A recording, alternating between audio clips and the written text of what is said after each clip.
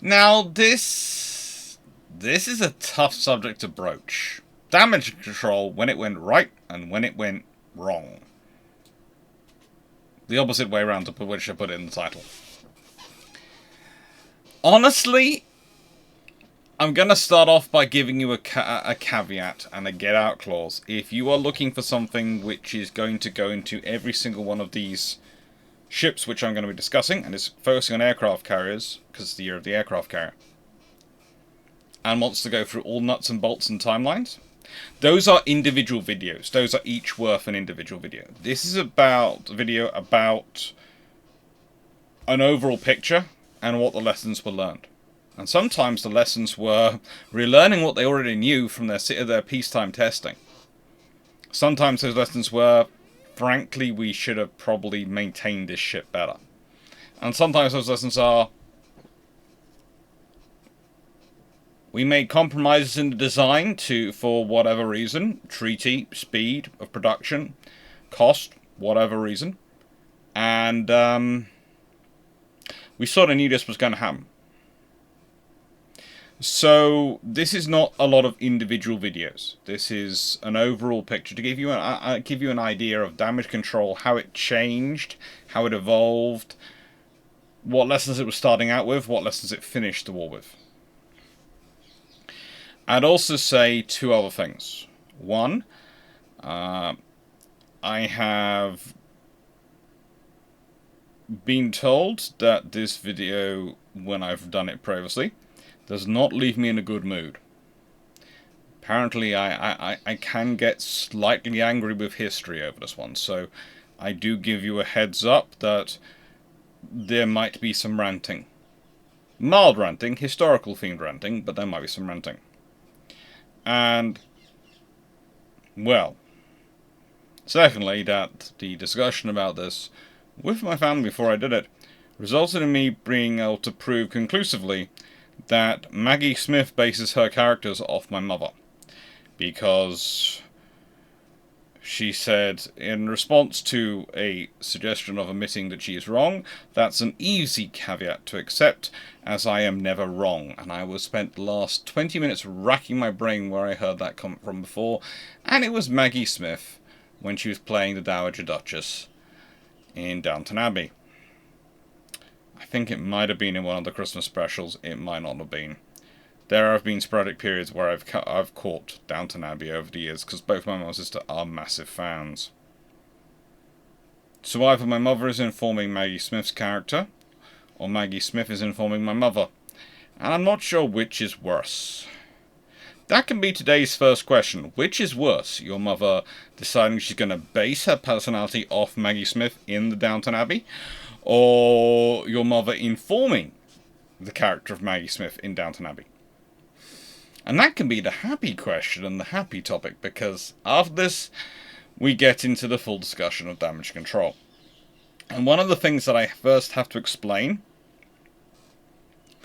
is that whilst a lot of things were understood about aircraft carriers and damage control and the realities of them, damage control them, in the interwar years, learnt through exercises, through testing, through simulations, as they did them at the time, and through all sorts of interesting experiences when things went wrong, damage control in an aircraft carrier is very different to damage control in a cruiser or a capital ship in the period. There is a very big reason for this. Aircraft carriers are top-heavy. If you consider a capital ship or a cruiser, it will have an armor belt which is down in the hull. It will have a lot of weight around the magazine area. It will have a lot of weight centered in its hull, and it's not very high. The superstructure above the hull is a lot less than what it is sort of below. And that makes for a far more stable ship design. Aircraft carriers are by their nature top-heavy. They have a lot of heavy things up in the hangar. Some of them are aircraft.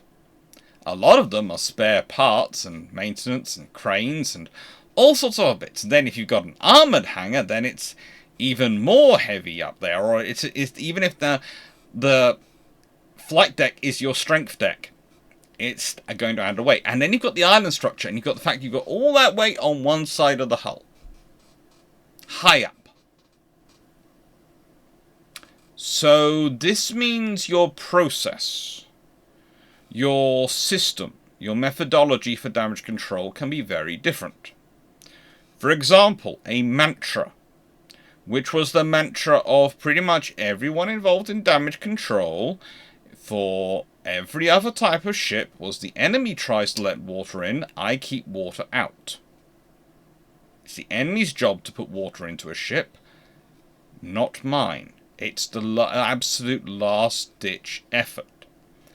However, in an aircraft carrier, because it's top-heavy, you have to go against that. And there's a massive difference between having that written down as the theory and instructions and things you're taught in a class, and then living it after a lifetimes of service on ships which were not aircraft carriers, where that mantra was your very reason for living. And this is actually for Britain and for America, and especially Japan, why the losses of carriers and the experienced damage control officers and person at NCOs from them is such a big hit. You know, we talk about losing the carrier Courageous or Glorious. We talk about their losses, and the loss of the carrier is annoying as anything. Because that means you don't have that carrier, you don't have that capability. But the loss of the experienced crew, that's a big thing. Because a ship might go to sea with a reduced air complement, it won't go to sea with a reduced damage control complement. And the thing about Courageous and Glorious is they are the actual damage control officer factories for the Royal Navy for aircraft carriers. They're where they send junior officers to learn, so they can be generated into officers for the other large carriers coming through. Eagle is a bit of a special case, because she was originally built as a battleship, and retains some of the features of being a battleship, which affects her particular productivity for, how do I put this? Capsizing. They're all fun. All the carriers are fun. Every one of the conversions has its own little peccadillos, its own little personality quirks, and they're all learning experiences. But for the US, it's Lexington and Saratoga. That's the institutions, the universities where their officers come through. They learn their skills, they develop their manuals, they develop their doctrines, they develop their practice aboard Lexington and Saratoga. For the Royal Navy, it's Courageous, it's Glorious, it's Furious, it's Eagle, it's Hermes. A little bit Argus.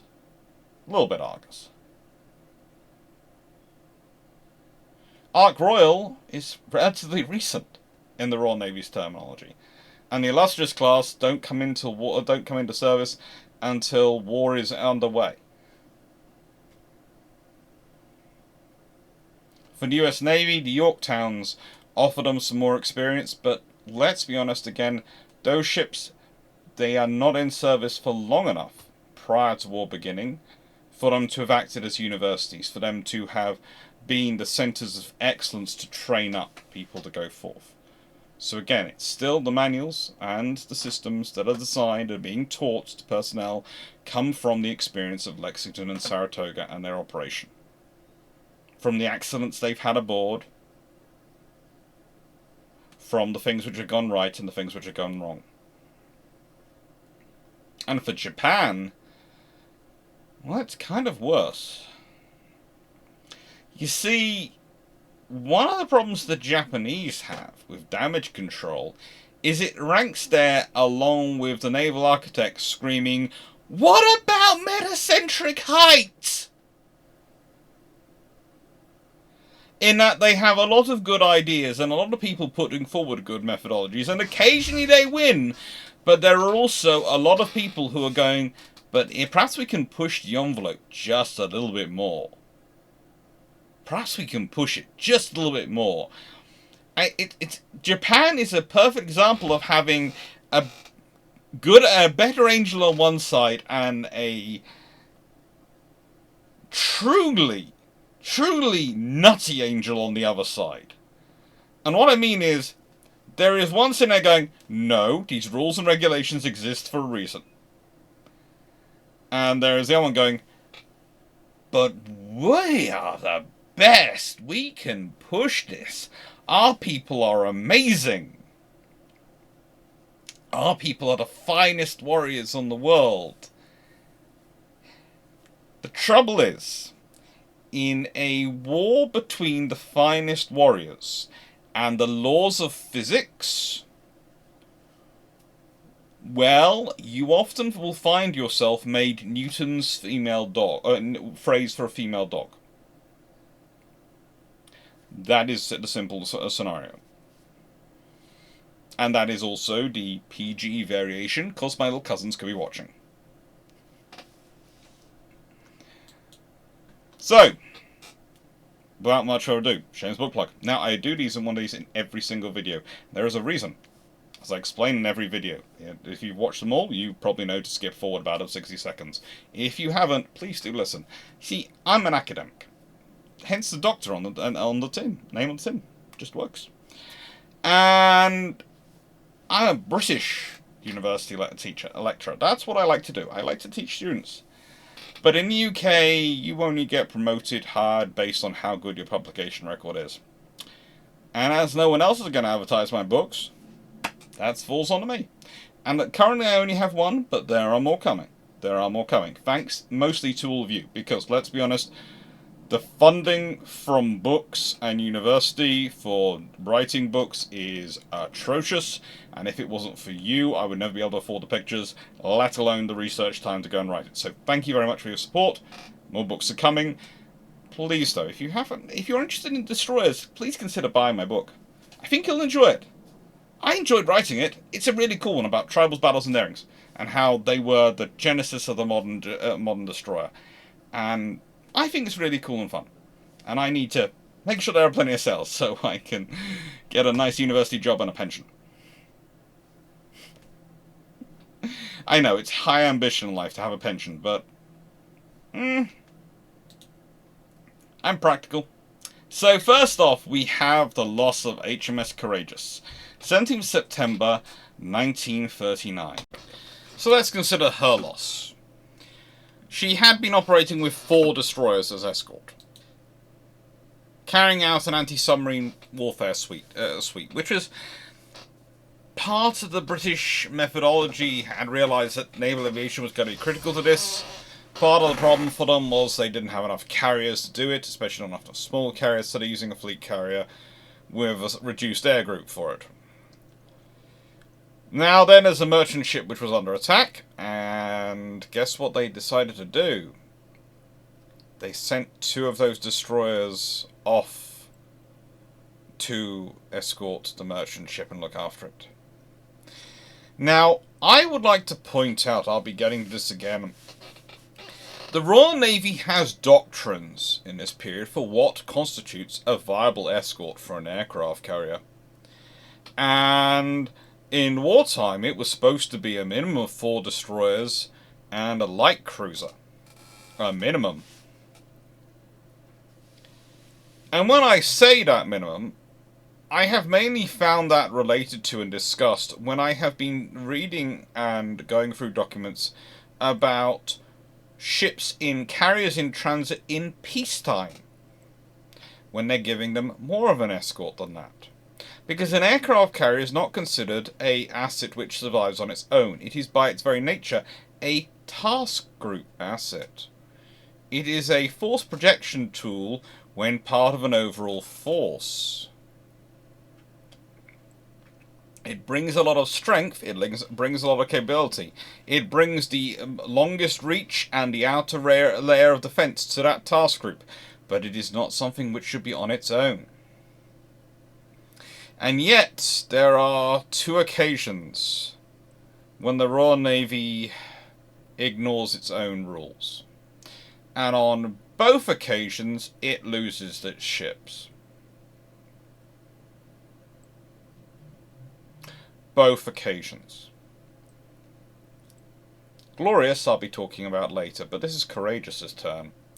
Courageous is left with just 2 destroyers escorting her, and U-29, which had been stalking her for more than 2 hours, was given a perfect moment. Courageous turned into the wind to launch her aircraft.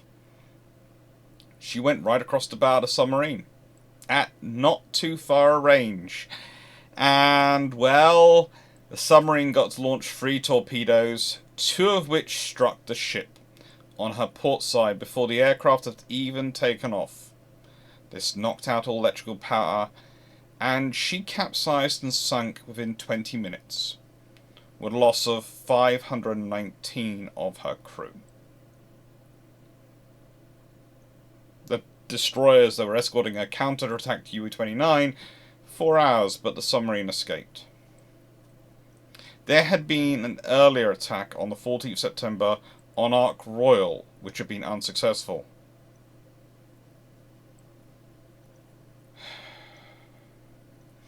This is the problem for the Royal Navy.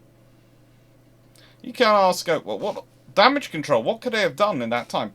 Did they probably start counterflooding? I wouldn't be surprised. The fact she survived for about 20 minutes under that scenario, that close a range, with the impact of German torpedoes actually working. If you think about the amount of times they don't actually work at the beginning of World War II, and even we're talking right through 1940, it's amazingly bad luck they actually worked. And furthermore, when she sinks, she goes down with 519 of her crew, including a captain and most of her damage control personnel. Why? Because, well, a full air group complement, she'd have had roughly 1,217 personnel aboard. She isn't operating a full air group complement, it's a little over 1,000. There are various accounts on that, and which is one of the more interesting things. There are different ways people put those sums together.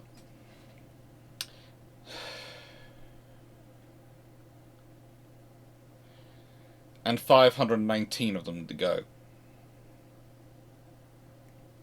So there aren't really many lessons to learn in terms of damage control, other than World War I era ship with 1920s conversion that was limited by treaty and various other ideas that were had at the time, gets hit by 2 large ship-killing torpedoes in the port side, relatively close together.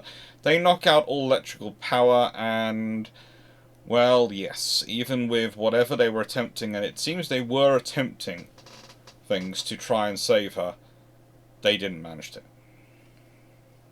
The big lesson that you should take away from this, the really big lesson, is that if you have a peacetime doctrine of what's safe, if you do in wartime find yourself without the ships available to carry out that doctrine, ask yourself why you're doing the frigating mission. If your perspective is, well, you see, it'll be fine because they don't have to deal with surface threat because they're operating in the Western Approaches area, and any surface threat has to get past Britain to get to them. And so they don't need the protection from that. Do they carry the protection for the threat against the surface threat? Again, this comes back to the interwar folly of not building as many sloops as they could. There are many things the British government fails at in the 1920s and 30s. Many things. And I would say you see it happening today. Again, because the constant lesson of war is you need a fleet which is a high-low mix. The trouble is, for most navies these days, if they buy what's called the low-cost solution, then the Treasury will turn around and go, well, if you've got that, you don't need the high-cost solution. And the thing is, you always need both. So navies, and most nations, are forced into this never-ending suit of having to buy nothing but the high-end solution, which delivers fewer and fewer personnel, fewer and fewer units, and fewer actual sources of capability in order to maintain the high-level capability, which you do need, especially to support the low-end capability, and they don't have the mass and quantity which they need to properly sustain that high capability, because if they buy the low capability units, they won't get anything else. This is why you see the Americans with the FREM project, which is of course a very nice Italian and French design, and a very good frigate project, realistically. And it was supposed to be 85% commonality. It's now 15% commonality. Because the Americans have put in things and changed things around to suit their needs and their specifications and their way of running a ship and their way of organising a ship, their way of crewing a ship, their way of this, their way of that. And you end up with what they're building in the Constellation class. And do you know what's worse? Is that pretty much all of us know, like with the future of airborne early warning, the odds are the future of the low-end Flower class corvette type level ASW escort is probably an uncrewed vessel. Probably about the size of a River class OPV, probably loaded with torpedoes and UAV, uncrewed air vehicles, and total array sonar. Maybe with some self-defense missiles and other systems aboard. Probably it would be technically classified as optionally crewed, or minimally crewed, because everything will be automated to the point to which it has a crew of 3 or 4 personnel on it, or maybe 8, to maintain a proper watch system, so you always have 2 available. You could do that with a ship now. But the thing is, that 8-person vessel cannot do the same range of missions that a frigating OPV can do in presence time, in peacetime, let alone a fully worked up high-end frigate. And you need the Type 26-like vessel, that sort of level of frigate, to act as the cornerstone of the force which you put those vessels around. The theory always goes, well, we can manufacture the low-end stuff quickly when war begins.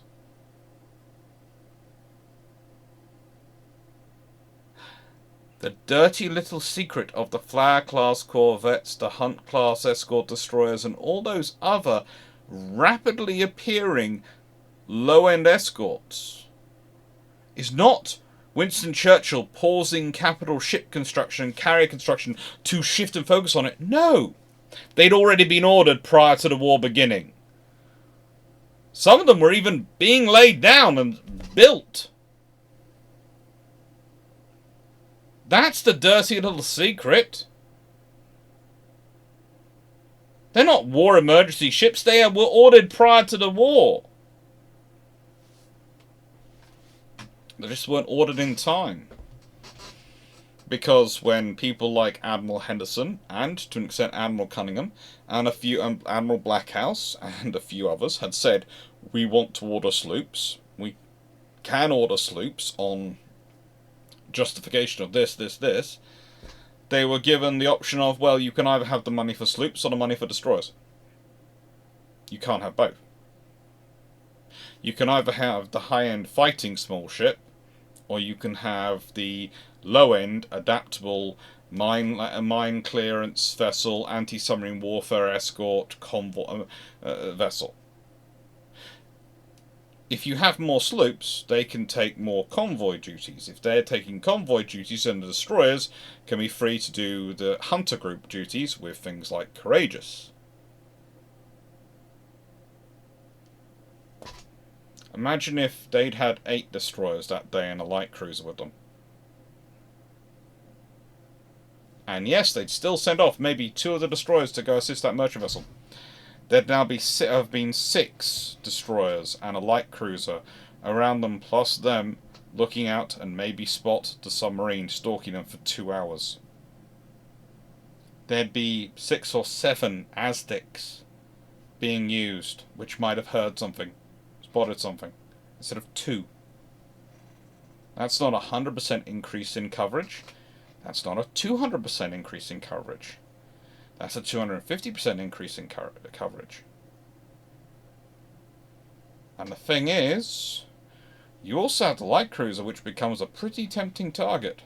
The Royal Navy has a lot more of those. They still prefer not to lose them, but that might also distract the captain of U-29, Otto Schierhardt. It might. It might not. So where does this all come in damage control? Well, the best form of damage control is damage prevention. If you're not damaged in the first place, that saves so much trouble when it comes to damage control, and so much paperwork. I mean, it's so much easier if you're not damaged in the first place. And that's part of doctrine.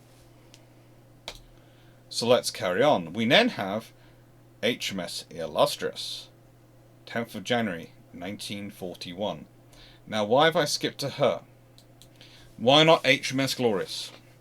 Because in simple terminology, I've given you a pretty good reasoning for why Glorious has happened to her, what happens to her. Again, if she'd had a full escort like she was supposed to, and probably would have been attached to the heavy cruiser taking the royal family back, that probably wouldn't have happened. She'd have probably had aircraft up airborne, they'd have spotted Scharnhorst and Gneisenau, and probably the German twins would have had a really unlucky day.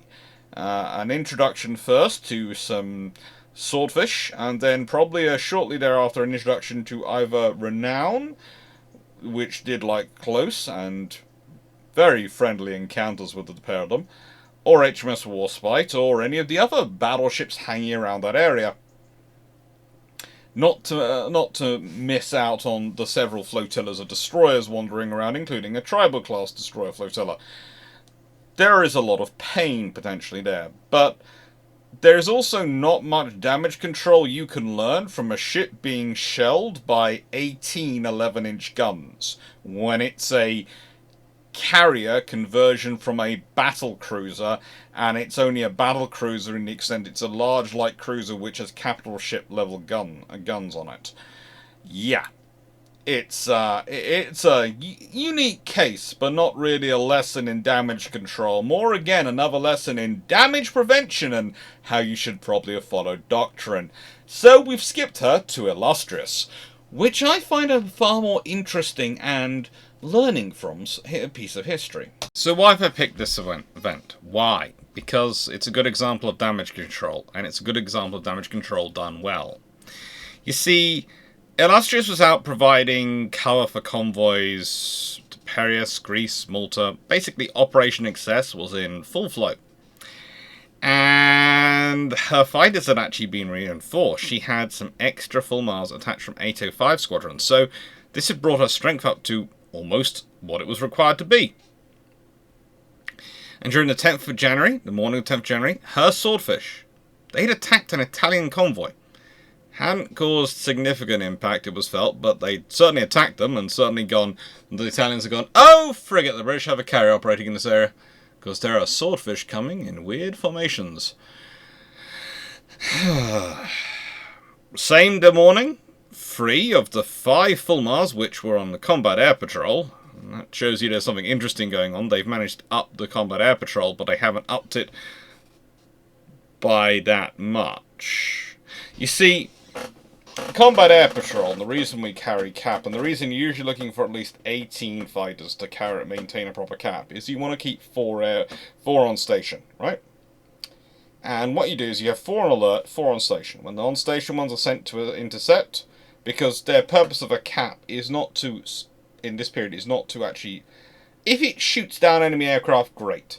But their main purpose is to break up a strike coming in. So basically a cap will dive through the enemy strike force and break it up, preferably into 3s and 2s, but maybe into half squadrons. And then you have the heavy AA would blast away, and that would break it up into even more chunks, and preferably individual fighters, but maximum 2 individual attacking aircraft, and maybe pairs. And then you'd have the medium AA start to engage, and that's the point at which you're really firing to take out the enemy.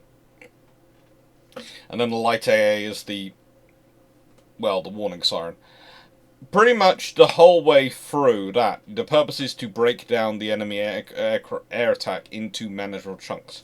If the enemy can attack a ship with a large group of aircraft, attack from multiple angles, they can overwhelm it. If you've got one aircraft attacking a ship at a time, then the ship can usually deal with that, especially while it's manoeuvring at sea. It's got full damage control going on. It should be fine. It should be more than capable of dealing with that. So the whole point of having the fighters up is there to break up the strike. But the reason you have 18, again, is you have 4 on position, 4 on deck alert, 4 in the hangar, ready to go, and another 4 probably sort of ready to go, and 2 more spares. And that's where you have the 18. And then when you send the 4 at to attack the enemy, you have the 4 alert ones launched to replace the cap in their position, and 4 from the hangar go up to become the alert. And then maybe you bring back the cap that's gone off to intercept, and they come round and start trying to land. And at the same time, there might be another wave coming in, so the ones that are in position go to attack, and you keep rotating the aircraft through that. So if you've got 5 airborne, that shows you're expecting a heavy attack. It's not a multiple of. It's not an easily divisible number into 18. Or a paired number, or to multiples of 3. Remember, the Vic 3 is quite a nice formation this period. There's also the pair wingman formation. You've got basically 1 Vic 3 and 1 pair, which is strange again, because normally you'd want to go for a cohesive approach. You'd want to have a sensible methodology. You'd want to have 2 Vic 3s or 3 pairs airborne. You wouldn't want to have one or the other. Why? Because it gives you a balanced capability. So you're already dealing with some of the issues of being on the other side of the world, as far as it goes for delivery of supplies, because whilst theoretically the Mediterranean is not, and the Alexandria is not that far from Britain, what do they have to do to get supplies for their Merlin engines? Well, they have to manage to win the argument for the supplies with the Royal Air Force fighting the Battle of Britain. They then have to load the supplies onto a ship. That ship then has to sail Bay of Biscay, around Africa, and up through the Suez to Alexandria. Now, they do that. They do that. But it's not as constant a flow as you'd really like it to be if you were doing the operation. It's not as constant a flow as you'd really like it to be.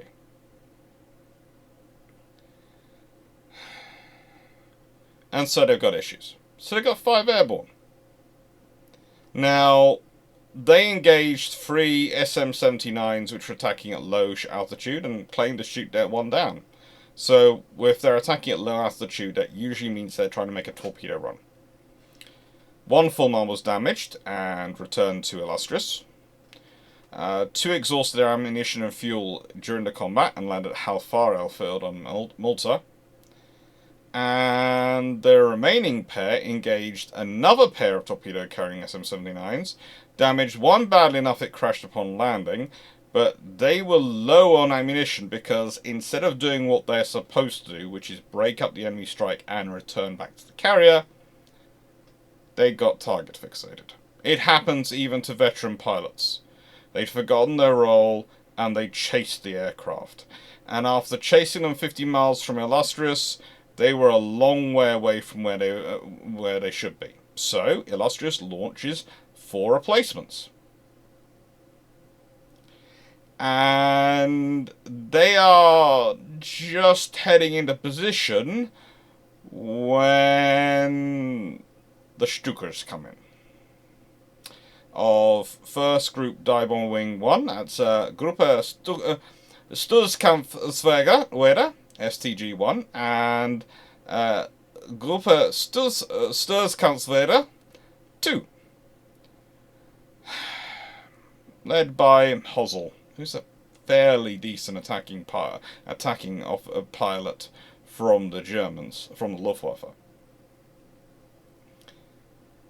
They were not just launching 4, they launched 4 and they were launching another pair when the first of the bombs struck forward of the aft lift. This destroyed a Fulmar, that the engine of which had failed to start and detonated high in lift wheel. The other of the pair managed to take off and engage the Stukas as they pulled out of their dive. Now, we're not quite sure if the bomb was a 550 or a Fowl's 1100 pound bomb, but it is a favourite spot to be hit. Now, I have a reason for this. And it's something which is interesting because there's a debate as to whether it was spotted in the design process, because there is a small issue if it was centerline lift. It's in the centre of your ship. And a centerline lift aft, it is an even bigger problem, because what happens is the enemy aircraft coming in to dive bomb you, or lock on target, lines up on the centre of mass. The ship's moving forward. So it lines up and releases, and by the time the bomb hits, so let's say it's released here, and the ship sort of hit the ship when it's coming in, and boom. Oh, frigate. That's the stern, in the roughly in the centre. Oh, that's your lift. And of course, the lift is not purely on the centre line. It's either side of it. It's a wide piece of structure. And this happens a lot with the Illustrious class. This happens a lot. Some have written before that I am a prophet for the armoured carriers, and I believe they can do no wrong. No, I am in many ways sitting there going, why didn't we go with the deck edge lifts? The armoured hangar carrier is a perfectly fine design, but the deck edge lifts would have avoided that one repeatedly annoying problem, and would also have given you more space inside the hull, and would have allowed you to more easily operate larger aircraft.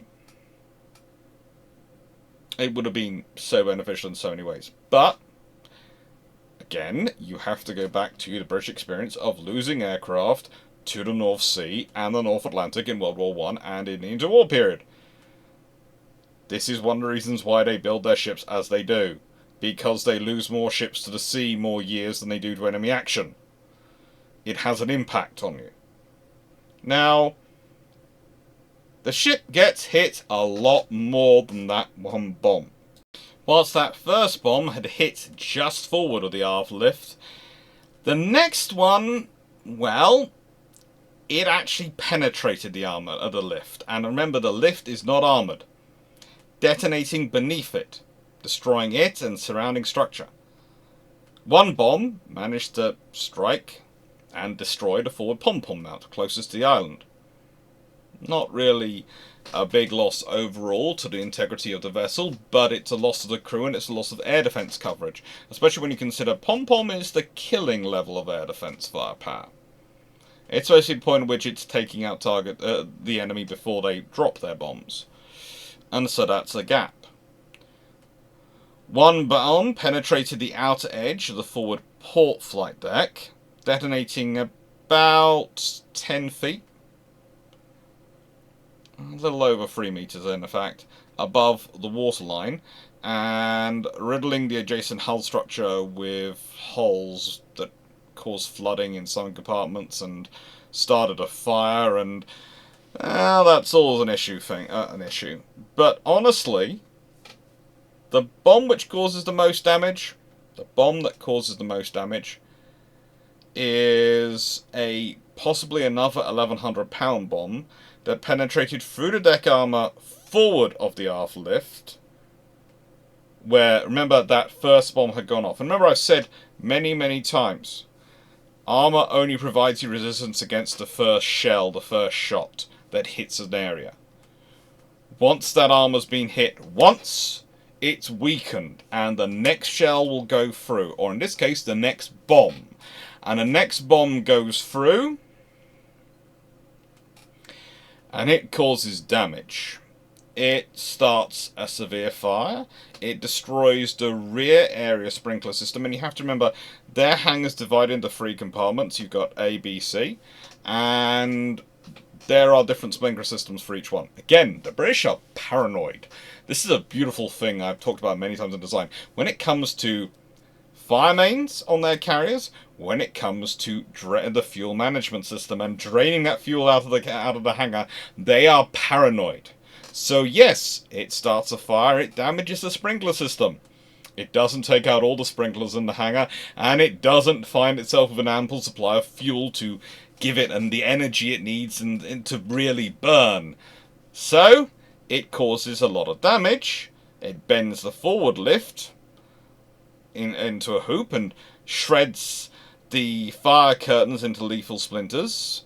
It also blew a hole in the hangar deck and damaged areas 3 decks below in differing capacities. It was kind of strange in that there was a compartment which we think was maybe directly below the blast, which doesn't seem to have suffered that much damage compared to the compartments around it. And there's a real discussion as to why that might have been the case. And when I say it doesn't suffer that much damage, I'm not saying it suffers no damage. Please no one take it as that and then go back and go, there was no compartment which had no damage 3 decks below blast. No, it wasn't. But compared to the compartments around it, one of the engineering reports afterwards said, well, these compartments are pretty much wrecked, but this one was damaged. Okay? There's a difference going on there. Now, there were also 2 near misses with bombs, which caused minor damage and flooding. All these cumulative impacts knocked out the steering gear, although that's soon repaired. And that's a major strike, but she's still afloat. She's still working. They're fixing the problem.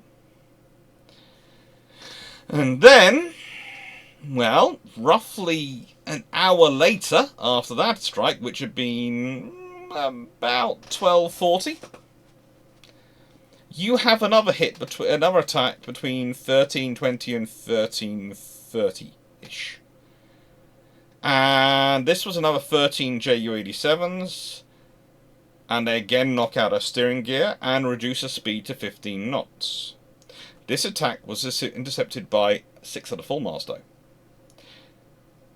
They had rearmed and refueled ashore at Malta. But the trouble is, because they're operating now from so far away, rather than the carrier, they're only able to deal with 2 of the dive bombers before they run out of ammunition. And the carrier, by this point, is steering using her engines. She's attacked several more times before she reaches Malta's Grand Harbour breakwater at 21:04 hours. Still on fire, but afloat. The attacks had killed 126 officers and crew aboard, and wounded a further 91. When we think about that, she is fully laden. That means her complement is somewhere in the region of 1,300 personnel at this time. What are the lessons that are learned? What comes out of all this striking, all this attacking? Well, they start off by going, okay, what worked, what didn't work? What didn't work was there was a lot of damage done, and cumulative damage. What didn't work was we didn't have enough fighters, enough spares to keep airborne, and this does add to the argument, but the Battle of Britain's going on.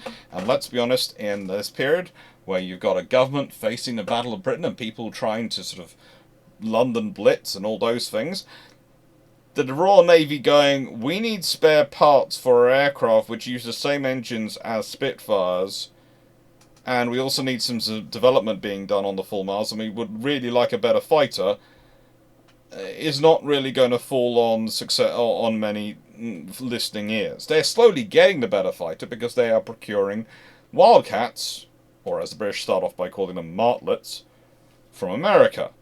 But they're doing that because of the way the government and the Air Ministry has shut down procurement to focus in on what they see as essential.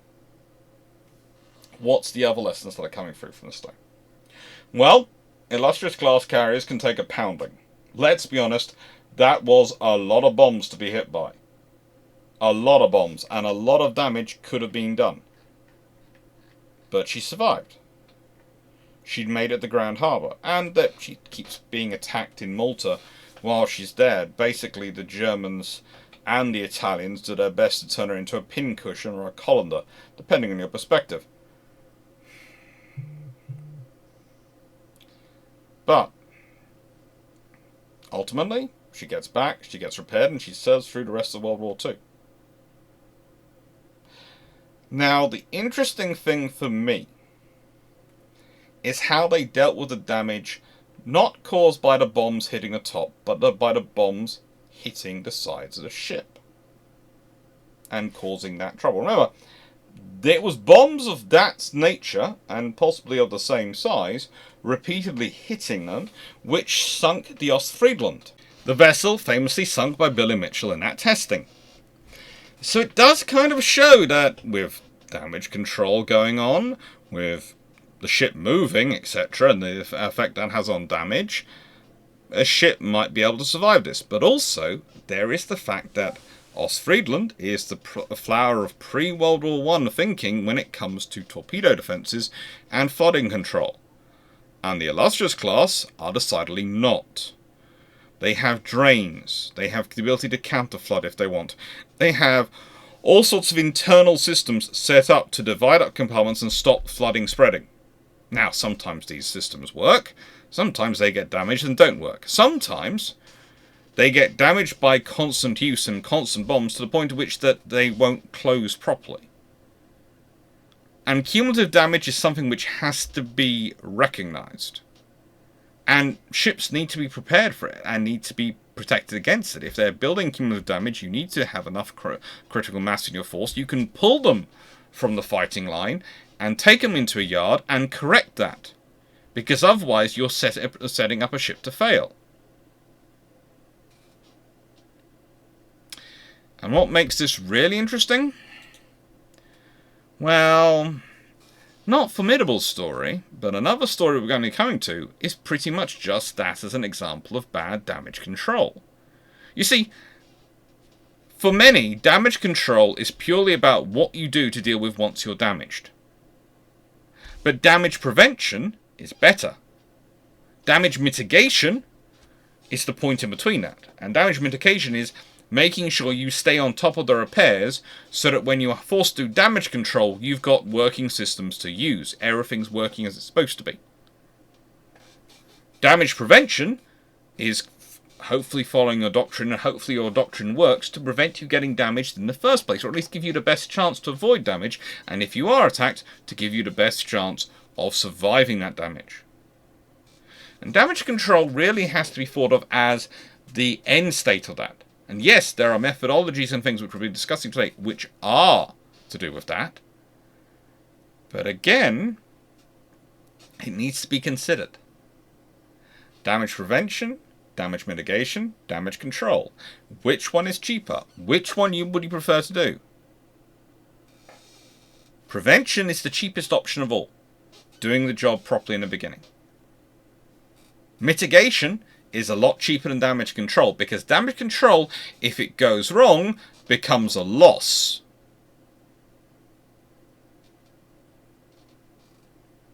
It's a zero-sum game. You either succeed and save your ship, or you don't.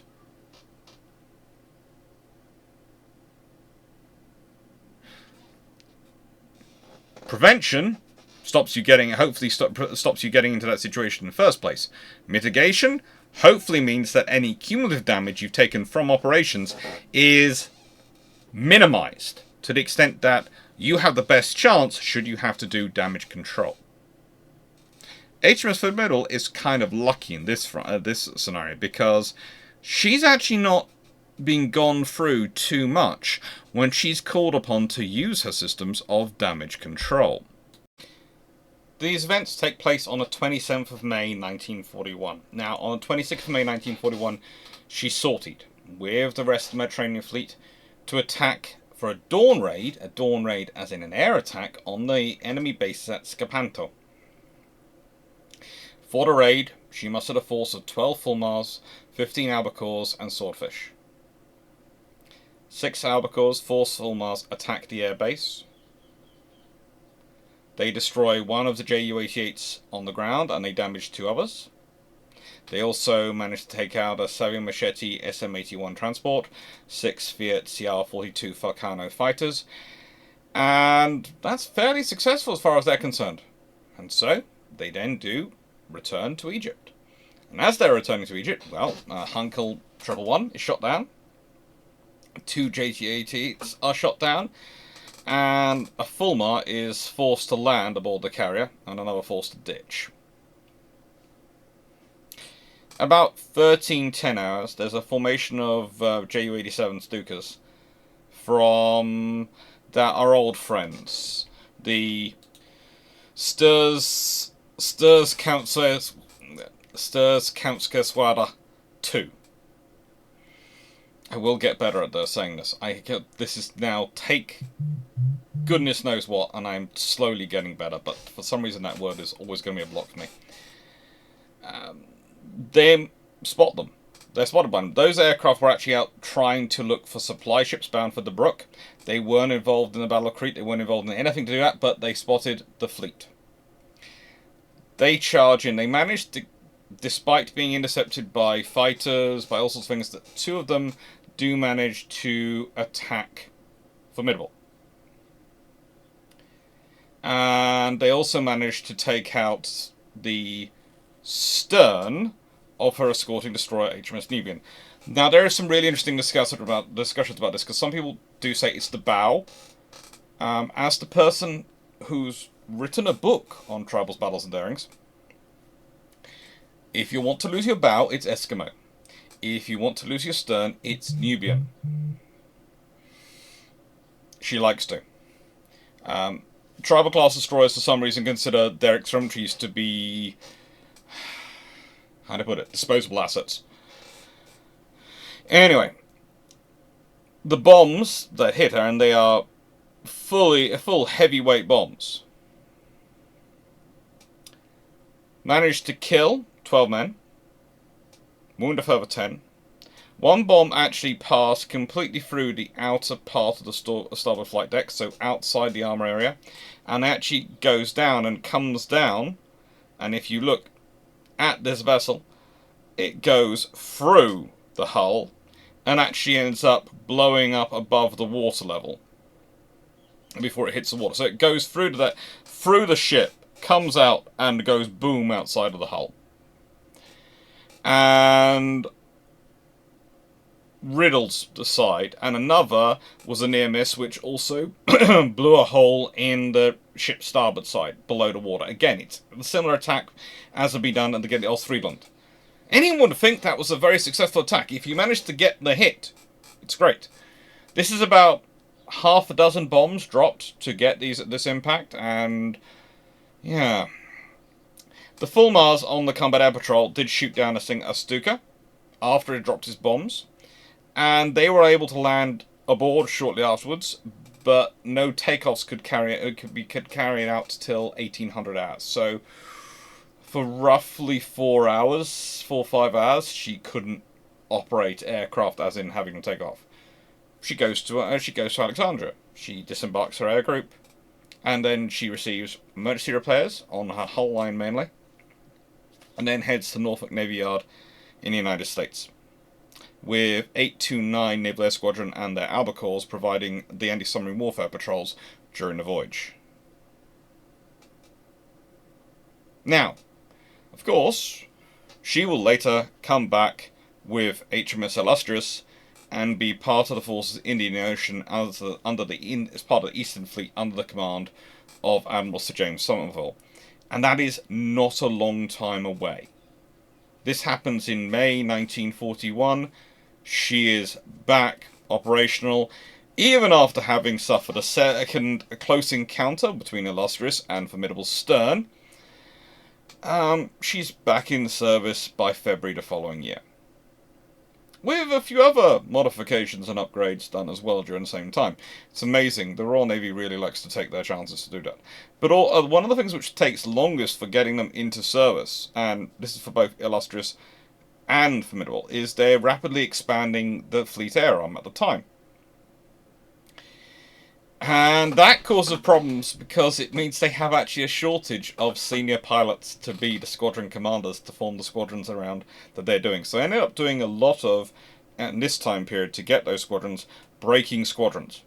So they basically go to a squadron and take its deputy commander and its half its flight leaders, etc., off, and half its other pilots that have got some experience off, form a second squadron, and then they put new pilots into both. So it's not as good as you'd like to, because what you'd like to do is you'd like to bring back experienced pilots from an experienced squadron and have them be replaced by new pilots going around. The experienced pilots go back to become instructors, they train people up. And then after they've finished their tour of instructors, then you fit them into a new squadron you're forming up. They at their various levels in the squadron. You fit new pilots around them, and then you deploy that squadron forward. That's how you'd like to do it. However, the fact is you can adapt the trickle crewing, trickle manning system, depending on who you are and who's talking about it, multiple ways. And one of the ways is by breaking squadrons. So what are the damage control lessons from this? What are they? Well, I can testify that Nubian doesn't lose her bow, she loses her stern in this one. There is some discussion of that on various places online. No, it's Eskimo which likes to lose her bow. Nubian loses her stern. She actually loses it just forward, just aft, get the terminology right, of the screws. So she loses her rudder and she has to steer using her screws, her engines, all her way back. But that's still nicer and less speed affecting than losing her bow, as poor Eskimo had happened at Narvik. Then, on top of that, you have Formidable herself. What damage has she sustained? Well, there's flooding damage. So, the first priority of the captain is going to be, for damage control bodies, is going to be floating. Next criteria is moving. Do you want to be moving? Well, yes, and that one's not really affected too much by this, so they can keep moving on quite well. And the final criteria is fighting. Well, fighting, she's back into fighting form by 6 o'clock on that day. And that's basically a criteria. Floating, moving, fighting. There are various phrases around that, and people use different words for them, but I like FMF because it's nice and easy. Fighting, moving, floating. And it tends to work out. Some people try and make it into a triple F. I'm not going to say how they changed the M to an F. I will let you all figure that one out. And there are other basic phraseologies around. And this is the point. Damage control for Formidable was a very slick, very quick maneuver. Mainly because those officers had had a lot of experience and had managed to get some information off the illustrious personnel. So they really knew what they were doing. Plus, they had a ship which was still in very good, original build, watertight integrity levels. It didn't have any watertight doors which were jimmying or causing problems. It didn't have any issues which were going to affect it in terms of its larger damage profile. It was still in very good order, so they could very quickly maintain these things. It had only been in the Mediterranean fleet for a short while, relatively speaking, and had only suffered relatively minor damage up to this point. So they were dealing with, for all intents and purposes, a new ship, and they were able to manage it as such. And that helps them. Really does help them. Especially when you compare it to Ark Royal. Ark Royal is a good example of a ship which should probably have been in a dry dock, not on operations. But again, it comes back to the Royal Navy as it was planned and hoped to be by 1941-42. The Royal Navy as it could have been if certain decisions hadn't been made in 1939. And the Royal Navy as it actually was. Now, those are three very different scenarios. But the fact is, historically, we learn from and have to deal with the Royal Navy as it was. In contrast, Ark Royal is a vessel which has been in pretty much constant service since the World War II began. It's got concrete in places. It's got doors that are not necessarily as watertight as they're supposed to be. And it has quite a high turnover of capable crew because it's being used as the training ship for the rest of the carrier force. Because if you think about it, when Glorious and Courageous grow, your two options left to generate those people, damage control specialists, etc., are Ark Royal and Furious. Illustrious isn't in service yet. Ark Royal takes on most of the duty. She's the larger ship, she's the more viable for doing this role. And as such, she ends up with quite a high turnover. And there's a problem with a high turnover of personnel. And, by the way, this is a relatively high turnover for this role. Okay? The reason damage control doesn't turn over the same rate as other areas or other departments of the ship normally, is because you really do have to learn the ship backwards, forwards, and sideways. You have to learn everything about your ship. You now have to know where all the points are that are weak and have been damaged, all the points which were designed with maybe slight compromises made. You have to know everything. And this takes time to build up experience of. And you need to build up this experience at every level in the command chain. In the damage control team, in the executive team, every level in the command chain needs to have this skill set.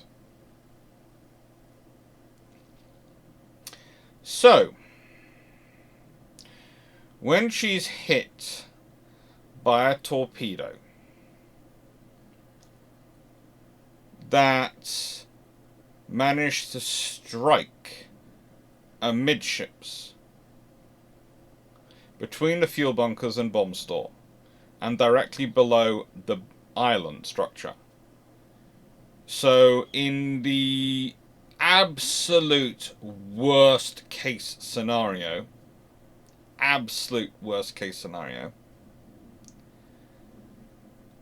well,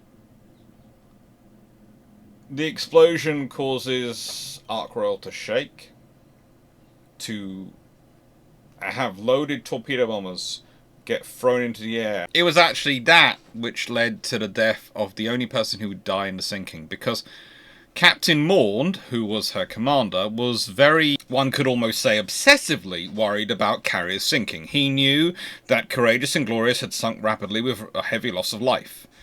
Courageous, of course, had been hit by many torpedoes simultaneously. And Glorious had, of course, been hit by a lot of 11-inch shells very quickly. But he was sure of this, and so Able Seaman Edward Mitchell, who was 44 years old, is the only man to die in this attack. Die in the loss of Ark Royal. The torpedo had punched a 130 foot by 30 foot, that's a 40 meter by 9 meter, hole in the ship's bottom and starboard side. It literally hit at the worst point on the hull from both angle and position. And this was below the waterline, and also managed to hit the bilge keel inboard of the side protection system. So it managed to bypass the torpedo protection. It managed to cause a massive amount of damage in the worst space. The flooding hit the starboard boiler room, the main switchboard, the oil tanks, and 106 feet of the ship's starboard bilge. It knocked out internal communications, it knocked out the starboard powertrain, it caused the stern of the ship to lose power. This was massive, monumental damage. This was the absolute... You couldn't have scripted this. If you'd scripted this in a movie, this hit, everyone was sitting there going... It's hitting the exhaust port on the Death Star. It's that kind of hit. What's worse is the ship's continuing movement, actually starts to enlarge the hull. And by the time Ark Royal stopped, she'd already started a list to starboard, reaching roughly 18 degrees from centre in 20 minutes. So, Captain Morn, as I said, orders an evacuation. He orders the abandonment of his ship. And the crew were assembled on the flight deck, and they tried to determine who would stay aboard as damage control and who would go off to Legion immediately. This means that instead of carrying out damage control for the first 49 minutes in proper terms, they are doing everything else. The flooding spread unchecked. The covers and hatches which had left open during the evacuation lower decks, combined with some of those door seals not working right, allowed it to spread completely. This is the exact opposite of what happened aboard HMS Formidable, which had a fairly large hull. Not the same size hull, not as bad a hull created in her, but yeah. Where you'd had that happen, things had gone differently. Now, I'm not going to second guess Captain Maunt here. He is focused on keeping his crew alive, and I can never disagree with a captain who has that as his emphasis. But I will say this. He tries to re-establish communications with the engine room. He sends runners. But he is making that decision to evacuate very quickly, based on the information he has available. And that does have a consequence. Yes, he assesses from the information available the ship's a goner, and therefore starts the evacuation. But this 9-minute delay is... Well, it's like when we're talking about the saving a person's life. We talk about the platinum 5 minutes, the golden hour. Well, if you're saving a ship in damage control, the golden hour still counts. What you do in that first hour, and they've used up 49 minutes of that getting themselves organised. Water managed to spread from the starboard boiler room to the centre boiler room, which started to flood from below. Power was then lost shipwide when the boiler uptakes became choked. Ark Royal had no backup diesel generators. This was a major problem. This was something which had been fixed in later ships, but hadn't yet been fixed in her. As said, she needed some yard time. This is something that would have been dealt with.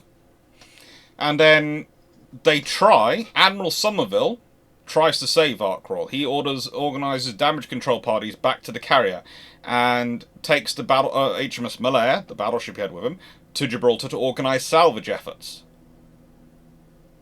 The damage control parties managed to relight the boiler, restoring power to the bilge pumps. The Lefaury, a destroyer, as you can see, comes alongside to provide power and additional pumps, while Swordfish aircraft from Gibraltar were flying overhead, providing anti-submarine patrols. Thames, a tug, arrives from Gibraltar at 2000 hours and attaches a tow line to Ark Royal. The flooding, though, has caused an even more severe list. Water had managed to reach the boiler room fan flat, which is an uninterrupted compartment running the entire width of the ship. This forces the shutdown of the restored boiler, and means they've now lost that power. And then between 0205 hours and 0230 hours, well, the list reaches 20 degrees, and at 0400 hours, when it reaches 27 degrees, they sound abandon ship again.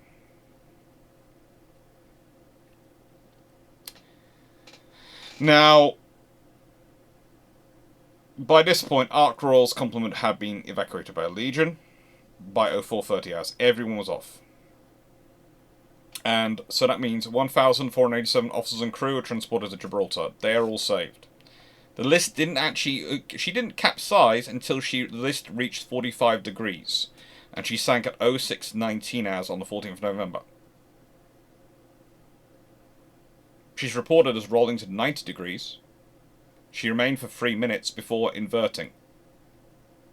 Below water, she seems to have broken in two, aft sinking within a couple of minutes, and followed by the bow going properly down.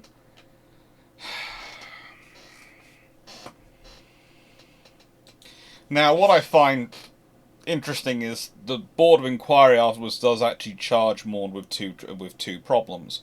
One, 2 counts of negligence, they claim. One, of failing to ensure the properly constituted damage control bodies had remained on board, and that one I can accept. Honestly, Maund, to an extent, to me, loses his head a bit. He's so worried, he's so focused on the losses, he isn't thinking about the stabilisation of ships. And Illustrious has survived. Formidable has survived damage.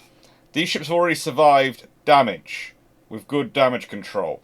Yes, you can sit there thinking about Courageous and Glorious, but that's not the scenario. You were attacked by a submarine, you've been hit by a single torpedo.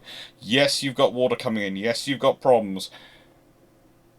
But you need to work through the problem, not just go straight to the worst case scenario. But I think, to me, the problem I have in the judgment is the second one, which is he is charged with failing to ensure the ship was in a sufficient state of readiness to deal with possible damage.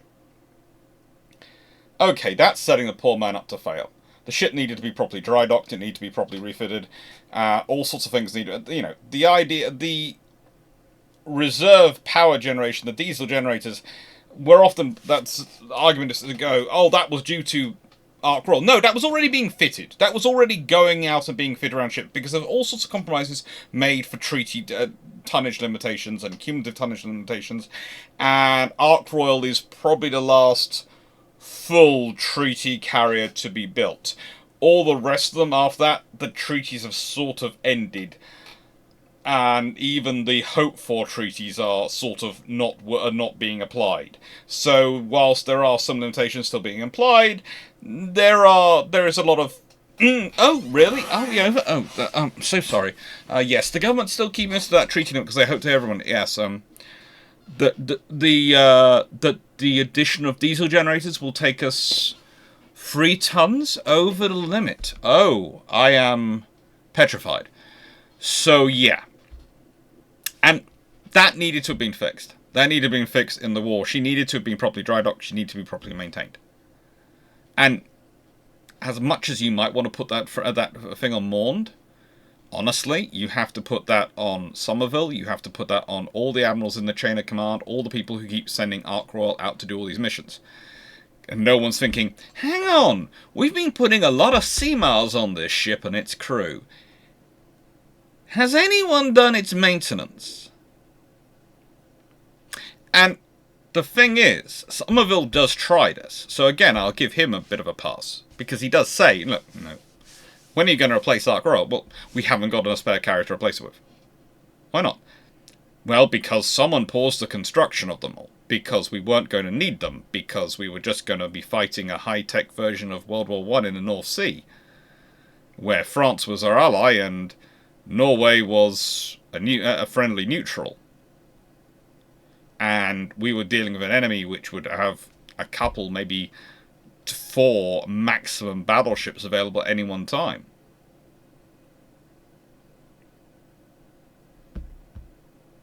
But that's critique in hindsight. It was also critique given at the time when the decision was made. But the point about damage control is the key phrases you're looking for are prevention, minimization, and restoration. Prevention is always the best. And prevention means maintaining watertight integrity, making sure there's reserve buoyancy in design, stability before damaging it, making sure everything's maintained. This ship had had compartments quickly filled with concrete to fix them.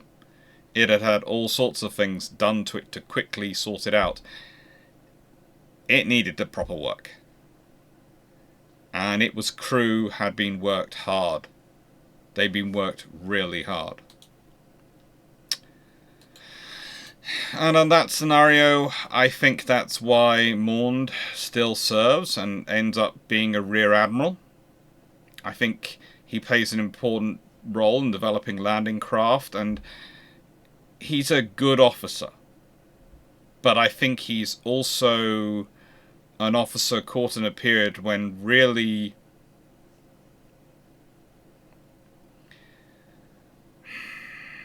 I don't want to critique him in this manner, because this is going to make me sound terrible, because he'd only taken over Ark Royal in April 1941. But if you have a character like Vian, Philip Vian, who is another senior officer who rises up through the ranks, becomes incredibly associated with aircraft carriers as World War II goes on. Vian, when his ships need dry dock, gets them to have dry dock. Where famously, when his own ship, he sends it into dry dock, he looks around his crews and he tells Captain Sherbrooke, Commander Sherbrooke, who's in charge of the Cossack time, get your crew off, they're overworked. Get them ashore. And takes the crew from Afridi, which was his flagship, over to Cossack, and that's why he's aboard Cossack during the Altmark incident. Now that takes quite a forceful personality to go to higher command and go, you know, one of your best destroyers, right, no, that needs maintenance, so that's going to go in for its maintenance now. And, oh, by the way, one of those crews under my command, I've decided they've been working too hard and they're all stressed, so I'm kicking them off their ship and I'm moving my crew aboard.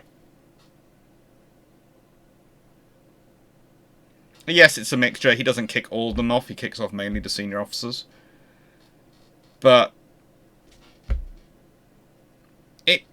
it's something you do, and you look through it, and there are quite a few other officers who follow a similar policy with high command. I would say both Maund and his predecessor, Cedric Holland, both needed to be slightly more forceful when it came to their ship getting maintenance. And I think also Maund really needed to have been taught more about damage control and the realities on a carrier. It's going to list. One of the interesting things about one of the manuals and the posters which they had for damage control training for aircraft carriers were, if they get hit, they're going to list because they're top heavy. You have to react by counter flooding. You don't react by panicking. Doesn't say the latter. It says counter flooding.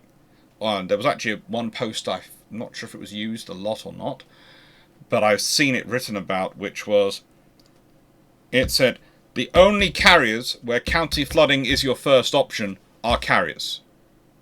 No, the only warships, the only ships of the fleet? What? Only ships of the fleet.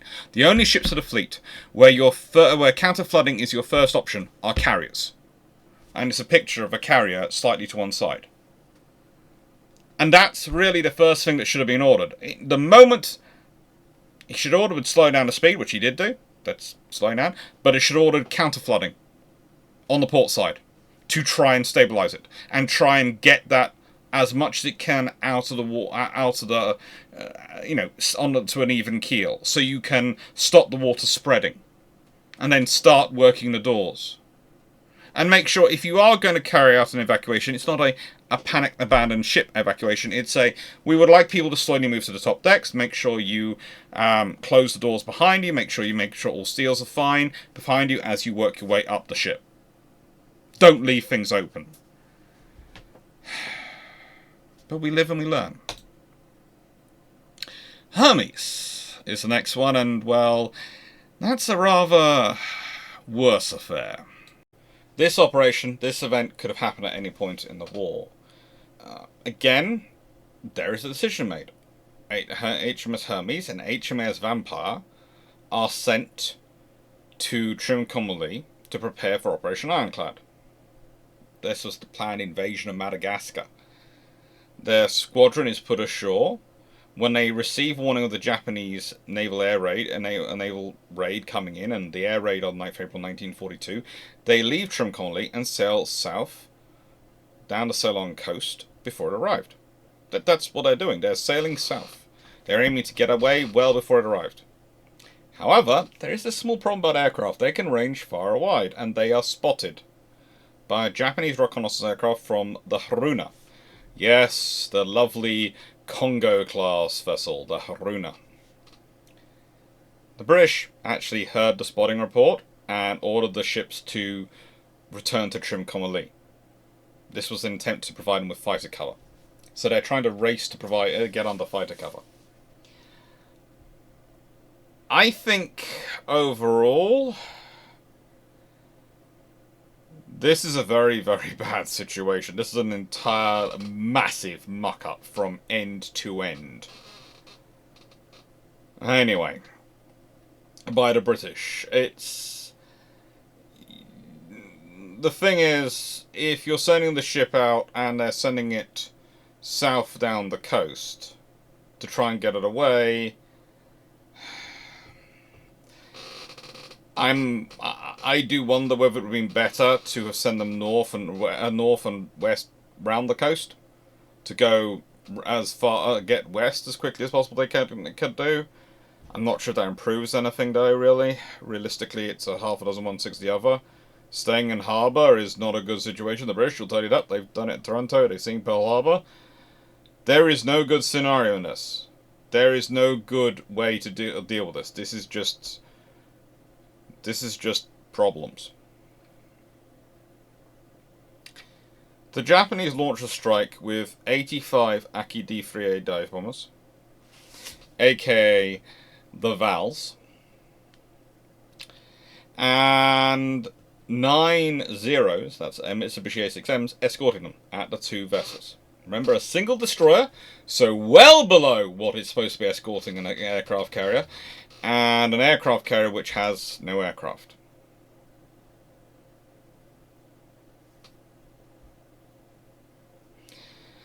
Six Fairy Fulmars still managed to arrive from number 273 Squadron Royal Air Force. And another 6 Fulmars from 803 and 806 Squadrons, the Royal Naval Air Service, arrived after Hermes had already sunk. But still, 32 of those 85 dive bombers had already attacked before any aircraft arrived, any fighters arrived. The Japanese aircraft then head after other ships further north, including the RFA Athelstan, HMS Hollyhock, a Flower-class corvette, the SS British Sergeant, an oil tanker, and the SS Norviken, a Norwegian ship. Hermes sunk with a loss of 307 men, including Captain Onslow, her commanding officer. Vampire's captain and 7 crewmen were also killed, but most of the survivors were picked up by the hospital ship Vita. 2 Fulmars were shot down, and 4 D-3As were lost and 5 more damaged. So what are lessons from this? Prevention? Well, this is the problem when you have ships acting in a way which I would say is proportional to operations in a secondary or tertiary theatre, with a vessel which, let's be honest, was not really considered up to much by this point in the war, but was really a slightly glorified escort carrier in how it was being treated. That's the problem, though. In many ways, what we then see afterwards is Hermes Unicorn, HMS Unicorn, the forward aviation support ship / light fleet carrier, is used for a role which Hermes should have been used for. Although Unicorn does do it far better because of her facilities for maintenance and repair. And that is leading groups of escort carriers in strike roles and other sustainment missions. Ultimately, again, this is a failure of prevention. And the prevention in this scenario again goes back to those decisions made in 1939 by Winston Churchill in pausing carrying capital ship construction, but also goes back further than that. It goes back further. It goes back to the treaty system, it goes back to a lot of problems. In damage control, there is nothing you can do for this vessel. It is going to be overwhelmed. There are 85 dive bombers attacking.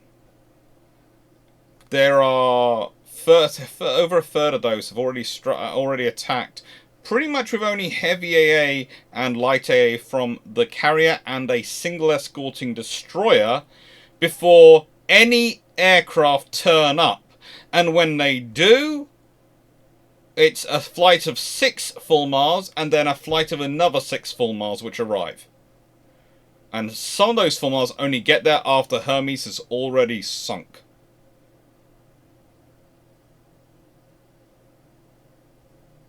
She has no onboard fighters. She hasn't got a proper task group around her. She is on her own. The damage control lesson from this thinking is you don't do this with ships like carriers. You see, when you treat a carrier like a capital ship in this period, well, a capital ship is a battleship, a battle cruiser. Those you do leave on their own sometimes. It's not sensible. Let's be honest, without a carrier, we know what happens to the Force Z. But the whole point is, this should also not have been like this. And here's the really sad thing. If Hermes had been with Force Z when it was attacked earlier in the war, and had fighters aboard, the odds are Force Z doesn't get sunk. Because with the Bettys being at the maximum extent of their range, unescorted, any fighter resistance already going on is going to impede their strike capability and impede their ability to concentrate on the carrier. Added to that, the noise of coordinating those fighters is going to draw in the fighters from the Royal Air Force Base in Singapore. So you'd have those come involved as well. But in this scenario, where Hermes herself is on her own, where Hermes herself has no fighters and has no task group to work with. And this is what I mean when I talk about the cumulative impact of war. Losses tend to lead to more losses because of stuff you no longer have access to. Starting off with more at the beginning of war usually gives you more of a chance to sustain when you take losses. So long wars are cumulative, they are attritional. And the more you lose, the more you're likely to lose. Because the less and less resources you have to spare for the operations you're going to do. After this, we have Lexington. So the 8th of May 1942 starts out as most mornings of a battle, and this is the Battle of Coral Sea. Both sides are looking for each other, and both sides spot each other at roughly the same time. And so, both began launching their aircraft about 0900 hours. The Japanese managed to get off 18 Zeros, 33 D3A Vals, and 18 B5Ns Kates, i.e. 18 fighters, 33 dive bombers, 18 torpedo bombers. Yorktown managed to launch her aircraft first, but Lexington got hers off only 7 minutes later, so it's not particularly bad. Both are doing quite well, and their groups were 9 Wildcats, 15 Dauntlesses, and 12 Devastators being launched. Now, Yorktown's dive bombers managed to disable Shikaku's flight deck with 2 hits. Lexington's damaged her further, the operations further, but not that much. None of the torpedo bombers from either of the American carriers hit anything, it seems. And the Japanese Cat was actually quite effective. This is one of the things we've forgotten about the Coral Sea. Their Cap actually managed to shoot down 3 of the Wildcats and 2 of the Dauntless for the loss of just 2 Zeros. So they're effective. They're not necessarily well coordinated, but if they're in the right position when you're striking and they spot you, that's effective. In return, the IJN spot the USN carriers about 11:05 hours. And the torpedo bombers, the Kates, the B5Ns, go in first because the Vals have to circle around to approach the carriers from upwind. This is to make it easier for them to aim their bombs. Now, actually, the doctrine was for the dive bombers to go in first to clear the way for the torpedo bombers. Because remember, bombs from the top might start a fire which will sink a ship, but they are not necessarily going to do necessary damage, whereas torpedoes will guaranteed, if they hit, make a hole which will let water in. And the 2 ways you sink a ship are letting in water or starting a fire which can't be controlled. That's how you sink a ship. It has been the case forevermore. Now, some people go, well, what happens if I drop a bomb enough that splits the ship in 2? Well, that also counts as letting in the water. It's no longer watertight if it's split in 2, it's letting in water in all over the place, isn't it? So, yeah. You might disagree with that as a point, but it is technically correct. And as we all know, technically correct is arguably the most important version of correct. Now, the American fighters did their best to shoot down the torpedo bombers, and they managed to get 4 before they could drop their torpedoes. However, 10 managed to do so, and Lexington got hit twice on the port side at 11:20 hours.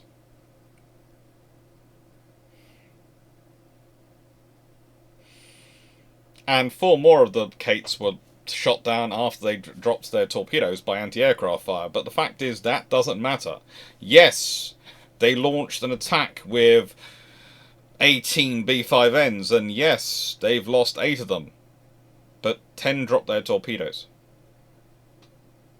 And 2 of those torpedoes struck home. And let's be honest, 2 torpedoes hitting a carrier, especially a carrier designed on a battlecruiser hull, that's not a good scenario for it. There were also now subsequent explosions and noises from the water and the other damage on the hull that some people, like Stanley Johnson, felt the ship had been hit by 5 torpedo hits. What we do know is the shock from the first torpedo hit jammed both elevators in the up position and caused the avgas, the aviation fuel, to start leaking from the port storage tanks. The second torpedo managed to hit opposite the bridge. It ruptured the primary water main. It caused flooding in 3 of the fire rooms that supply the boiler rooms and on the port side, and this caused the boilers had to be shut down. That reduced her speed down to 24.5 knots, and it also gave her a 6-7 degree list to port. At this point, she's attacked by 19 of those dive bombers. 1 shot down by fighters before it could drop its bomb, another was shot down by the carrier. However, 17 managed to drop their bombs, and 2 hit her. The first hits the port forward 5-inch ready ammunition locker, killing the entire crew of a 5-inch gun and starting several fires. The second struck the funnel. It mainly caused superficial damage. However, it jammed the siren in the on position. Remaining bombs, though, detonated close alongside. They caused damage to the hull, they flooded 2 compartments, but again, remember I've talked about already, if you keep making repercussive damage to the hull, you cause a lot of little leaks all over the place, and you make the flood problem far more difficult to deal with. So, how do they try to solve this? Well, they start trying to do damage control immediately. They don't stop. They pump fuel from the port storage tanks to the starboard side to try and correct the list. We don't want to let water in, but we have another way. We can pump fuel across the ship, so we use that. And she began recovering her damaged aircraft, and those that were low on fuel at 11:39. So she's still operating. Japanese had cost her some of her Wildcats and Dauntlesses, and another Dauntless crashed on landing, but at 12:43 hours she's managed to launch 5 of her Wildcats to replace the Combat Air Patrol, and she's preparing to launch some more Dauntlesses for a strike. However, notice something earlier. What did I mention? The aviation fuel is leaking. And this is where you get some people, not me, will launch into a massive spiel about how great the British aviation fuel management system was and how it saved their ships and the Americans didn't have that. Well, see, the thing is, the Americans hadn't had the same experience of World War I as the British had, so they didn't have the same level of paranoia. You can also see that in their approach to zigzagging. The British war begins, their ships start zigzagging. They don't seem to know how to sail in a straight line anymore. And that's because of Abercrombie, Cressy and Howe. Their loss of them. Abercrombie, Cressy and Hogue, I'm sorry. And it's the same with the loss and experience of damage control from World War I that has made the British as paranoid over aviation fuel management as they are. So what happens? Well, there are some sparks. There's an explosion at 12:47, and its sparks have managed to ignite the gasoline vapours from the aviation tanks, which hadn't been realised by this point.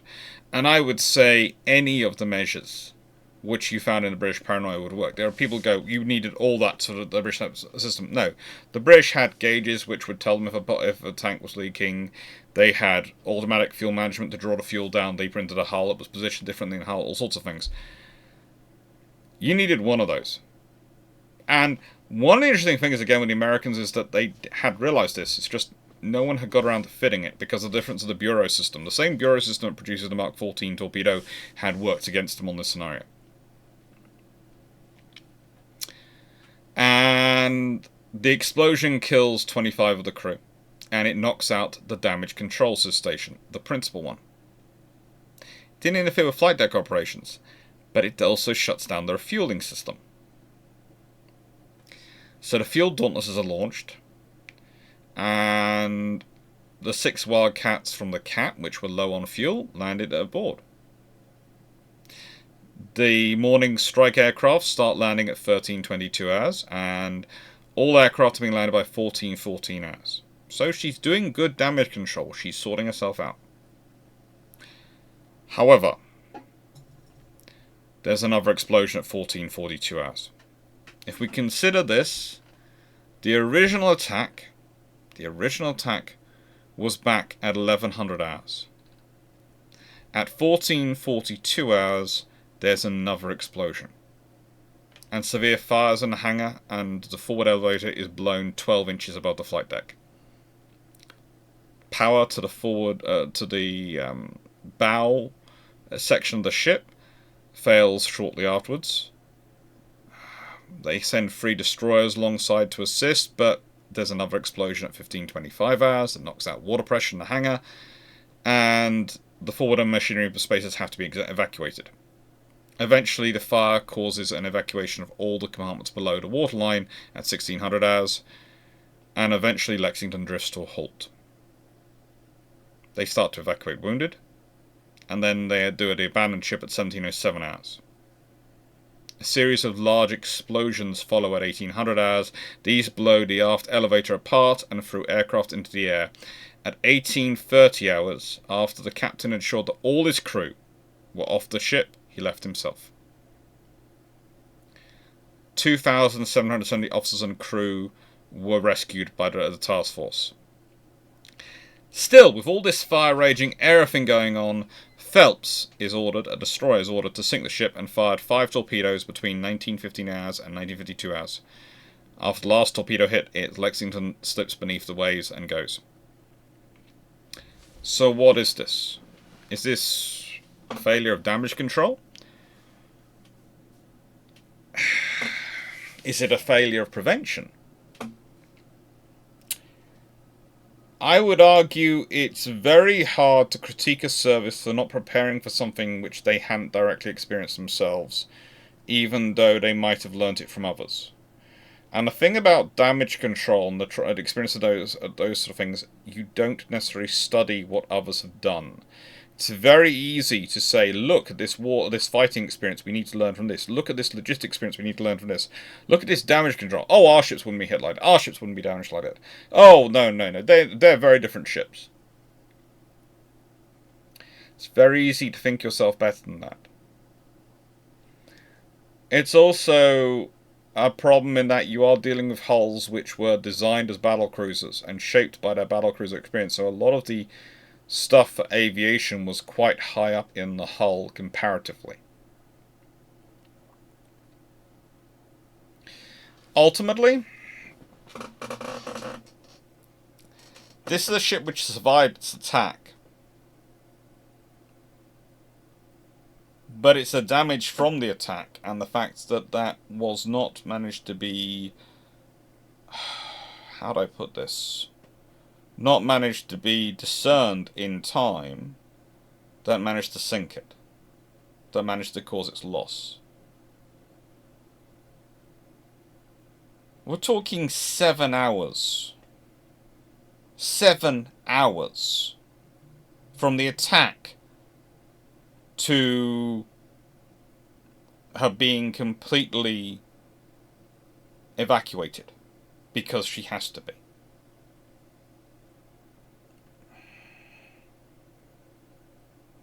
There are 3.5 hours almost between the attack and the really serious explosion that causes the fires in the hangar and the forward elevator to be blown up.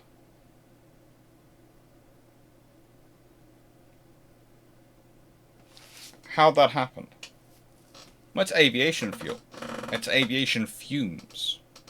You see, fuel when it's concentrated in a space with limited oxygen isn't going to burn. But fuel when it's spread around in fumes and is all over the place and there's ample oxygen, that becomes something which can go boom on you. Because it's got a lot of oxygen and it's got potential energy.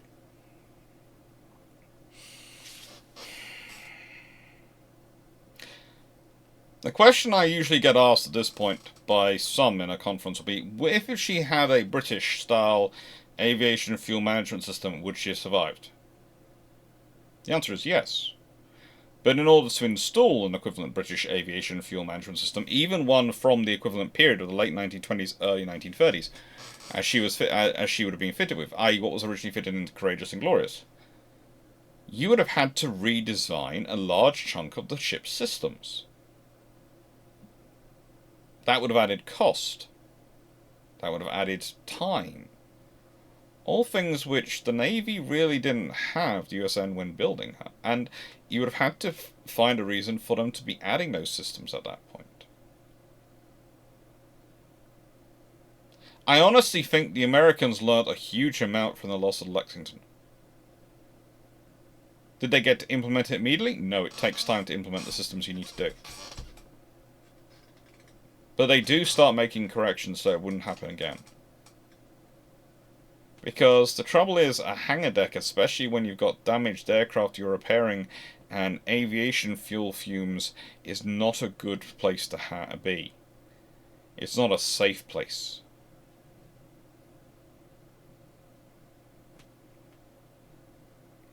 One of the interesting things I've had discussion about it is whether they should have had more extractors going and more air circulation systems, and that certainly could have been useful. Would it have stopped the build-up of fuel? Possibly not enough to stop an earlier level explosion, but might have stopped the build-up getting to the point at which the later explosions happened. Again, it's going to depend on if the fans are running. And again, prevention is far better than mitigation or repair. Yorktown. The thing was, and I'd like to remind you about this for Lexington, and before we get into Yorktown as well, she was still afloat. For all the damage she sustained, for all the fire to direct her, for all the scenarios she was in, she was still afloat. It's kind of like the story of Ark Royal. She was still afloat. And that's in part down to the damage control efforts that have been done on her, even before the crew left her. But in part, it's also down to some very good decisions made during the design. And this is one of the things you have to be careful of when you're looking at this scenario. It's very easy to get into a thing of focusing in on the negatives of these ships, on the bad points which contribute to them being difficult to control damage of, difficult to protect, difficult to save. And the reality is, it's more complicated than that. The reality is, there are good points and bad points. And the reality is, you need to be balanced. And I'm striving for balance in these videos and discussion them, because where it's important to call people out individually, I will do so. In this case, in the case of Yorktown, honestly, you have to call out a lot of people. You have to call out her captain, Buckmaster, who does a fabulous job of trying to coordinate damage control efforts. You have to call out her chief engineer and her damage control officers, Aldrich and Delaney. These men not only do their best to preserve the ship, but once it reaches the point of they think they have to evacuate, they evacuate the ship. And then after they've evacuated the ship, they go back aboard the ship when they see it's not sinking to try and save it again. They go back aboard with a plan, and the plan is starting to work. They're reducing top weight. They're doing everything they can. And she gets hit by torpedoes from a submarine. And then she still stays afloat.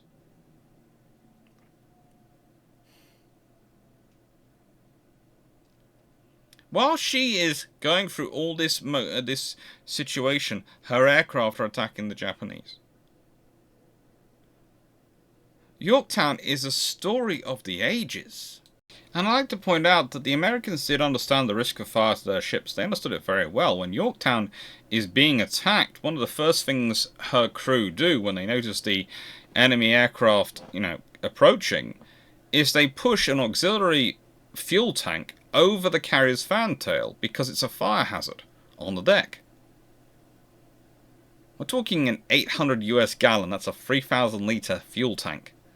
And they push it off. They also drain the fuel lines and close and secure all compartments. And that's the thing. Draining the fuel lines, that's a key part of the fuel management system. That and ensuring its tanks don't crack. Or if they do crack, you know about it. So they are doing a really good job on Yorktown. And again, Yorktown is a next generation. You've got Lexingtons are a first generation carrier. Yorktowns are a Yorktown class carrier. They are the pre-war generation of these are the best fleet carriers we can build with the technology we have available at the time and the best thinking we have available at the time.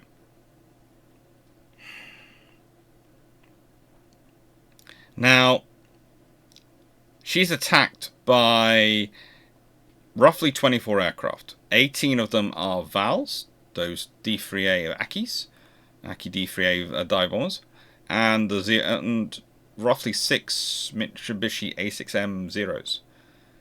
The planes were seen to be flying in every direction, and they might have been falling in flames, but they were also distracting from the ones which were coming straight at the Yorktown herself.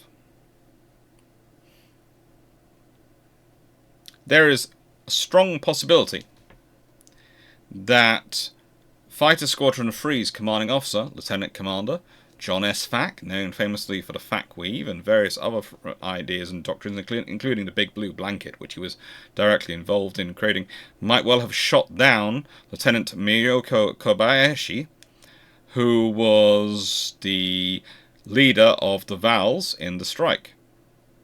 But that doesn't all matter. Despite everything, and everything they chuck at it, 3 VALs score hits. 2 of them are shot down after releasing their bomb loads, a not unknown phenomenon. But the 3rd went out of control just after his bomb left the rack, and it tumbled and hit the number 2 elevator on the starboard side, exploding on contact and blasting a hole itself. The bomb killed most of the crews that are the 1.1-inch gun mounts on the aft of the island and on the flight deck below. And, the fact is, the aircraft hitting did almost as much damage as the bombs, and they started a lot of fires.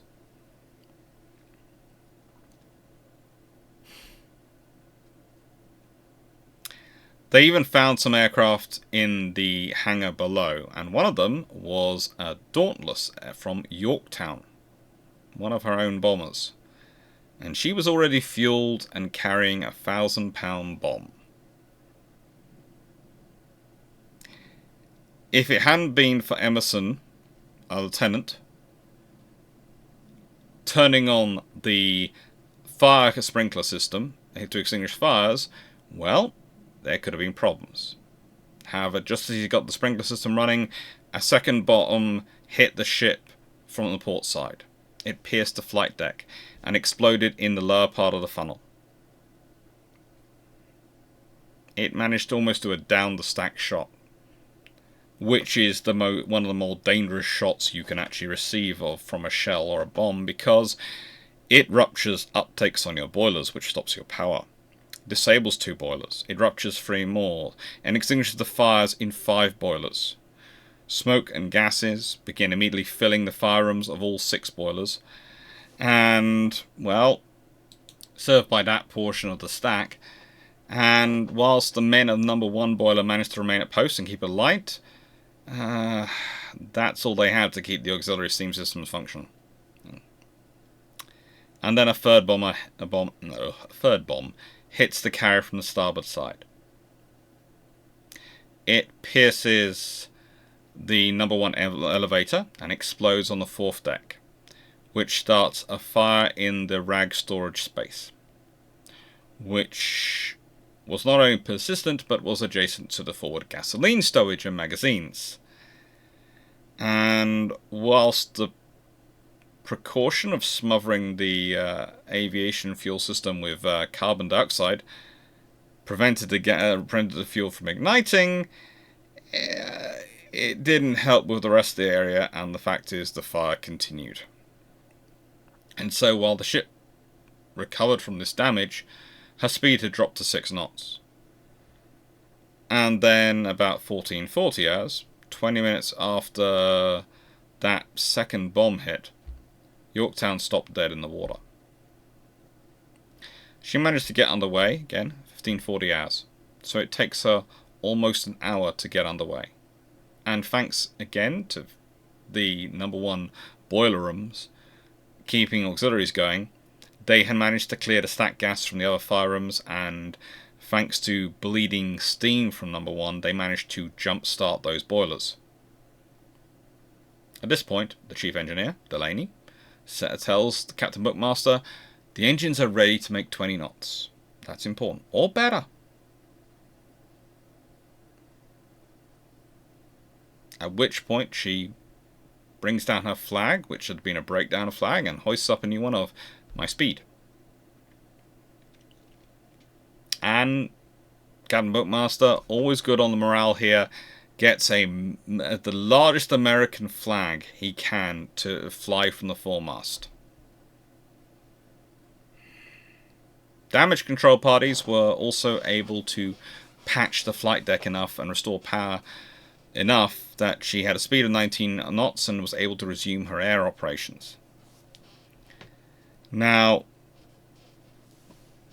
at this point, they feel the fires are under sufficient control that they can resume refueling aircraft, and Yorktown begins refueling the fighters on the deck. But at this point, they pick up an incoming air group. Oh, frigate. So, they prepare the ship for battle. They smother gasoline systems and stop the fueling of planes on the flight deck, vectoring 4 of the 6 cap aircraft to intercept the raiders. At this point, of the 10 fighters aboard, the 10 Wildcats aboard, 8 had only 23 US gallons or 87 litres of fuel in their tanks, which is just slightly more than I can put in my Volvo, but not enough more that I really want to be in an aircraft. But they were launched because they were all that was available to try and intercept the Japanese aircraft. At 1600 hours roughly, she's managing about 20 knots. And the fighters she launched are doing their best. Yorktown's getting reports that the aircraft coming in are Kates, torpedo bombers. They managed to shoot down 3 of them, but as much as the fighters had done their best, those Kates were still coming in. Yorktown maneuvered as best she could. She and her escorts were putting up a mighty barrage. And yet, while she managed to avoid 2 torpedoes, 2 managed to strike the port side within minutes of each other. The first at 1620 hours. At this point, she loses power again. She goes dead in the water again. She has a jammed rudder and increasing list to port. It's at this point that the fires, the boiler fires start to all go out, and it's at this point that they start to make the decision that once they reach 26 degrees of list, in order to save as many ships company as possible, Buckmaster orders the ship abandoned. And the interesting thing is, Buckmaster tours the ship a last time, is what his feeling, his words were, to see if any men remained alive. He found none, and then he lowered himself into the water by means of line over the stern. By this point, water was lapping the port side of the hangar deck. Now, she didn't sink, though. She didn't sink. She was still there, and so they start to make a plan to go back to her. And they do get aboard her. They do go back to her. And they have a plan. She floats throughout the night. And they realize that there were 2 men still left alive on her. One managed to fire a machine gun, which was heard by Hughes. Hughes then went in to pick up both, and one of whom actually later died, but, At first light, Buckmaster leads a team of 29 officers and 141 crew to return the ship to attempt to save her again. So, that's 170 personnel, 71 personnel. 5 destroyers formed an ASW screen around her. And the fleet tug USS Vero commenced towing the ship. And they also brought the USS Harmon, a destroyer, alongside to assist with furnishing pumps and electrical power. And the repair team were very focused on where they were going, to action. Damage control, gunnery, air engineering, all these things. They were going through the key areas to try and get the ship. And they managed to reduce top weight. They were getting rid of 5-inch guns, etc. and others, dropping on the side, and had managed to reduce the list by about 2 degrees. Which is amazing work when you are talking about the minimal situation they are operating in. However, thanks to all the stuff which was in the water, all the detritus, all the other things, I-168, one of the Japanese submarines, had managed to get rather close. And from a very favourable firing decision, she launched torpedoes at 1536 hours. Lookout spotted them. They spotted 4 torpedoes approaching the ship from starboard beam. Harmon, the destroyer, went to general quarters, but even firing a 20mm gun didn't help. And sadly enough, one of the torpedoes hit Harmon amidships and broke her back. She then splits in 2, does that, and goes below the water. And then 2 more torpedoes strike Yorktown, at roughly the point at which the bilge turns into the after end of the island structure. The 4th torpedo passes stern. Now, what's worse is Harmon, when she goes down, she is of course in ASW configuration, and once she reaches a certain depth, her depth charges go off. This is sort of underneath Yorktown. This kills Harmon's crew who are in the water and Yorktown's men, some of whom were in the water. It also completely derails a lot of the efforts that have been done to try and fix and maintain the carrier's hull. It dislodged her auxiliary generator. It started fires on the hangar deck. It sheared rivets in the starboard leg of the foremast, and several of the crew on board also got injured because of the ship's violent action. The destroyers around her tried to search for the submarine, but it escapes. And at this point, they decide, frankly, they can't do any more. The destroyers try their best to rescue survivors, the salvage crew, and the tug Vero cuts its tow and tries to assist in rescue efforts. And then she remains afloat. The night of 6th June into the morning 7th, she's still afloat. But they decide her list is rapidly increasing, and eventually she goes down.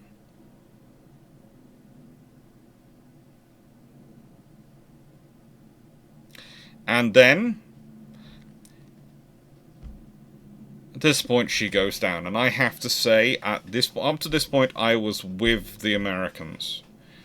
And then I can understand why they did this. But there's also part of me going, you're in the middle of a war zone. We've got the enemy not far away. You've had submarines. Why are you waiting around for this? But I suppose it's emotion. At 05:30 hours, she's list increasing massively, and it's as she goes down, the flag's still flying, the American flag, all ships half-mast their colours in salute, all hands were topside, uncovered their heads, came to attention, apparently with tears in their eyes. And there are multiple works which say this. I have to say, Walter Lord's book really does harp on this, and I think that's what most are quoting from. But they sort of go with us, and then when the ship rolls upside down as though sinks, her battle engines are still flying, and, you know, some PBYs, some of those lovely Catalinas, flew over and dipped their wings in a final salute. I'm thinking the pilots are probably thinking, what the frigate's going on down there? But no, apparently it was all very, very heroic. And she sank quietly with enormous dignity, like the great lady she was. And again, this all comes from Lord's 1967 book, The Incredible Victory. And it is repeated ad infinitum in so many other works.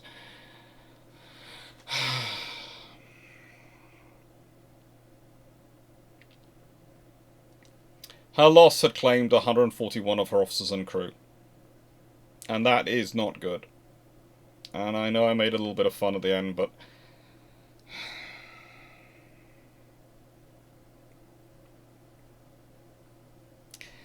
You see, to me, I can understand she's important, they want to try and keep her, but why they're not sticking torpedoes in her and going home, I do not know.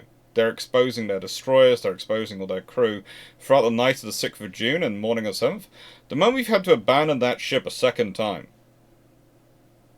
and you've had to abandon it because it's been hit by 2 more torpedoes, why the frigate are you hanging around? I think that's the real lesson for Yorktown with damage control. At a certain point, why are you still hanging around? Yes, there's a value in getting the ship back, but you're not getting this ship back. You're not. I know the emotional connection, all these things, and I know her value, but... no. The fact they got aboard on the first time, yes, they could have got... but there is a sunk cost fallacy going on here. There truly is. Ship shape, Scandi ship 24. Now you find there's a link down below to this, and this is one of the reasons why, of course, I'm doing all these recorded videos long time in advance of me going, and also doing the premieres, because not only in June, July am I moving house, I'm also supposed to be spending about 4 weeks of it wandering around Scandinavia with the ship shape crew. Yes, we're going there for naval history. We're going there for gunboat wars. We're going there for World War II. We're going there for World War I. We're going there for so much history. The Baltic has been full of battles, and we are going to go and see as much of it as we can. I mean, Sweden is glorious, and Norway is glorious. We're going to be doing stuff in Oslo, in Narvik, in Stockholm, in Karlsruhe, in Gothenburg, in Helsinki, in Karlskrona, which is different than Karlsruhe. We're going to be doing so much, and thank you to everyone who's supporting this trip. I think the links will still be open if you want to support us, if you want to get access to the updates as we're going, and I hope you're enjoying whatever content hopefully won't be coming out yet when this video comes out, but shortly will be. I'm fairly sure there'll be a flying to Norway soon video coming out, and maybe this was our day in Norway video on the Saturday. I'm not sure. I'm still deciding what the Saturday videos are going to be. Anyway, let's see what I've got next. HMS Eagle. It never rains, but it pours. This is one of those events where it's usually brought up and people go, wow, this shows the weakness of an aircraft carrier against submarines. And you can argue that, but Eagle was hit by 4 torpedoes. Hit by 4 torpedoes.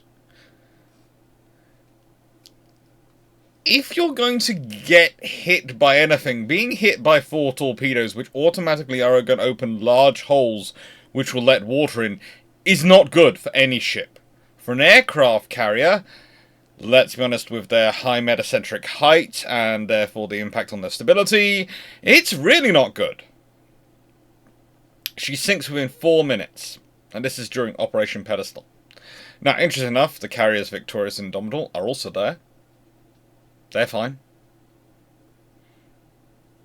They just, you know, she's surrounded by destroyers. There's a whole fleet action going on. Pedestal is one of the largest battles in World War II you don't hear about much. You hear about it as a convoy. That's what the discussion is. Pedestal is this convoy. It's an ongoing battle. And the really interesting thing here is that you're talking about a submarine which gets in close, yes, but They've been engaging and playing Foxbat with about half a dozen to a dozen submarines during the course of the convoy already. They are dealing with almost constant air attacks. They're constantly manoeuvring. They're trying to protect the convoy, get that through. And they're heading into the teeth of the largest concentration of enemy firepower in the Mediterranean. Yeah. They lose ships. Yes, prevention is better. What damage control could you do? Well, she goes down in 4 minutes. That doesn't give you a lot. It doesn't give you a lot of time for it. And the fact that she loses only 131 officers and crew, and they mainly came from the ship's propulsion machinery spaces, is pretty darn good on the crew and the captain. I'm fairly sure, like Maund, he orders an abandoned ship almost immediately, and frankly, if you're hit by 4 torpedoes, you can do. That's probably the sensible thing to do. I'm not sure if there's a ship around today that could survive being hit by 4 torpedoes and not sink. I'm sure someone's going to write an American aircraft carrier with all its buoyancy and reserve spaces, etc., on its 100,000 plus tons would be able to do it, but I don't know. There is an advantage in that most modern torpedoes aren't the same size as the World War II ones, but there again, a fair number of navies do have larger torpedoes, and explosive power is more potent. But there is a common theme going on here. If you're noting with all these ships, bombs, they're damage. They will create problems. They can be cumulative. They will build up, but a torpedo is a sledgehammer. Now, if she'd been hit with 2 torpedoes in the bow and 2 in the stern and left the centre compartments relatively unhurt, or rather like in one of the destroyers which lost their bows or sterns, she'd probably been fine.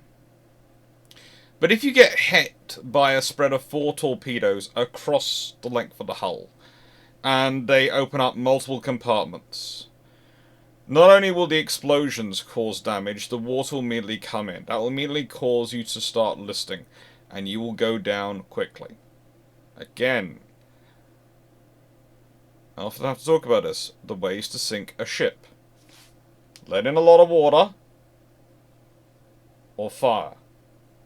Uncontrolled water entry, or uncontrollable fire. Those sink ships. Now, with this scenario, we often, again, think about ships.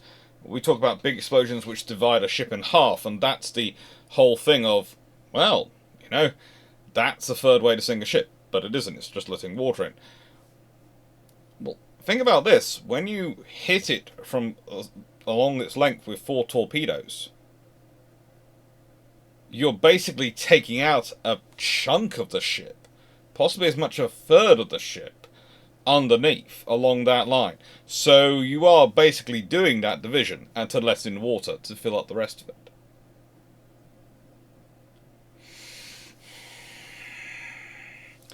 However, this does start an interesting discussion, because Eagle was originally being built as a battleship. So the question becomes, would there have been a way to protect her? Well, that was an interesting study done.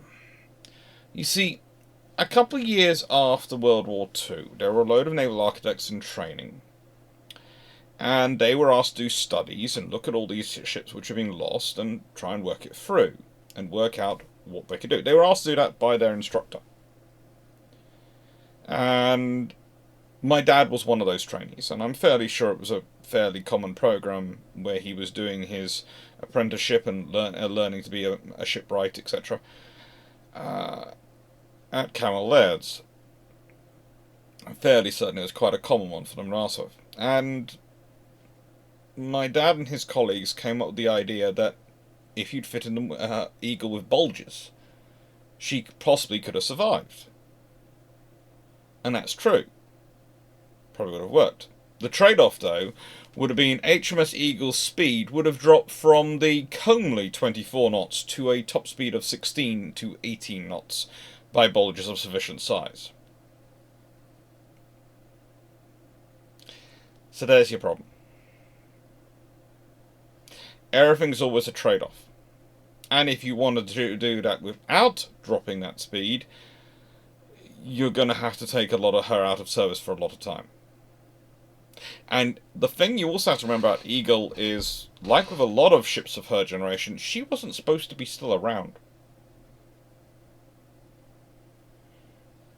For Britain, for the Royal Navy, 10-year rule officially ends in 1932. In practice, it ends in 1937. And that means the Royal Navy's basically been told it has to prepare for war by 1942. Eagle, Furious, Hermes, Argus, they're hanging around providing time for the fleet to get ready. Furious of those is probably the one likely to stay in service longest. But they were basically still around because they hadn't been replaced earlier. Now, again, when we look at the carriers which were designed in the period, a lot of them do skimp on the torpedo defences. Why? It was a way to save weight. A way to save displacement in the treaty era. It's certainly a problem for Ark Royal. I would say slightly less of a problem for the armoured carriers, and the Yorktowns are interesting because in some ways they are better protected against torpedoes than the Essexes, but in other ways the Essexes are better defended than the Yorktowns because of the differences in approaches of the people designing and constructing them. It's an interesting consideration. They all knew torpedoes were this massive, dangerous threat. Everyone knows that. Torpedoes were an offset strategy for the Junecole, the French new school of defense management, which they shown was so powerful that they actually provided a reason the French didn't build battleships for years, until they realized that, well, rapid-fire guns tend to make their small torpedo boats look like colanders very quickly, and therefore they weren't getting close enough to fire their torpedoes, so they actually did need battleships. Their legacy of that is one of the reasons why the French how do I put this, hit and miss in terms of naval capability pretty much till the 1960s.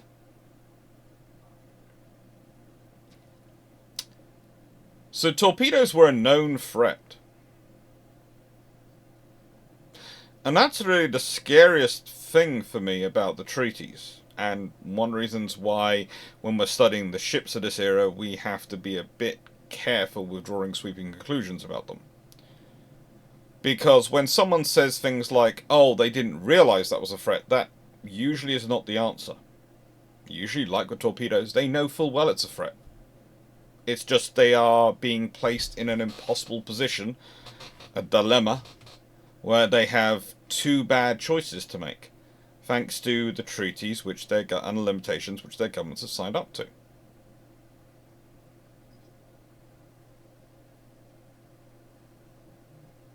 And that's ultimately the scariest thing about the naval treaties as well. The fact that governments signed up to a treaty system with the full knowledge and explanation of their own professionals that the ships that would be procured under it would not be able to adequately defend against and operate adequately under the threats they knew existed. There is a reason why everyone was building ships which were roughly 40 to 45,000 tons in standard, and then the treaty limits capital ships to 35,000 tons. And yes, you can then turn around to me and go, well, no one built their aircraft carriers to 27,000 tons. Yes, but that's because they did a cumulative limit of 135,000 tons. So they expected the British Empire, plus the Americans, and they were the two largest navies allowed in this, to exist with just 5 aircraft carriers to cover all their needs. 5 aircraft carriers to support fleet operations in both the Pacific and the Atlantic, 5 carriers to support the Royal Navy's operations in the Atlantic, the Mediterranean, the Indian, and the Pacific Oceans, and the Arctic and the Antarctic, because the British Empire was expansive. Yeah,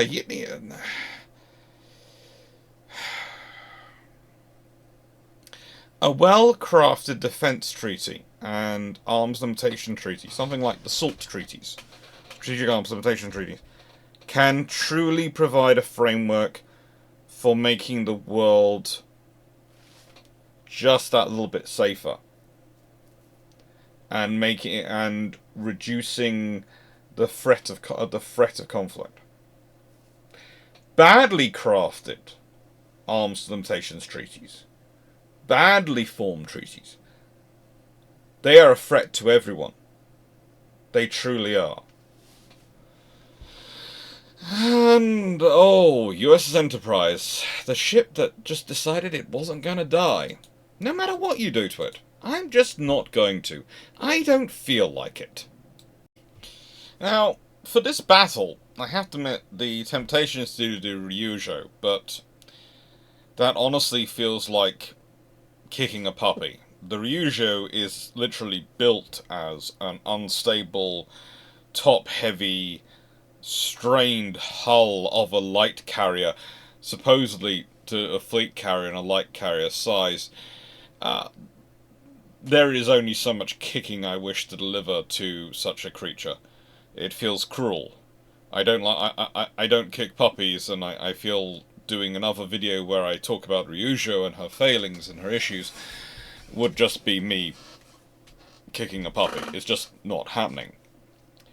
But the really interesting thing about this battle, where this happens, is it's the Battle of Eastern Solomons. Now, it's not even one of the more famous battles as part of the Guadalcanal campaign, let alone the battles in World War II. When you think about carrier battles in the Pacific, it's Midway, it's Coral Sea, it's Philippines. The Eastern Solomons battle? And then when you look into it, there's actually quite a lot of forces. There's the Shikaku, both Zugaku and Drikaku are there as the carriers for the Japanese. And for the Americans, well, they have quite a heavy force. They have Saratoga. They have Enterprise. They have Wasp. But, also as battles go, this battle, the Japanese lose a carrier, a destroyer, and a submarine. The Americans lose nothing. In terms of ships. Aircraft, yes. The thing is,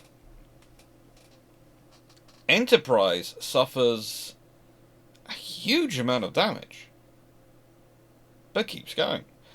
I will note these are 250 kilogram bombs, or 500 pound bombs roughly.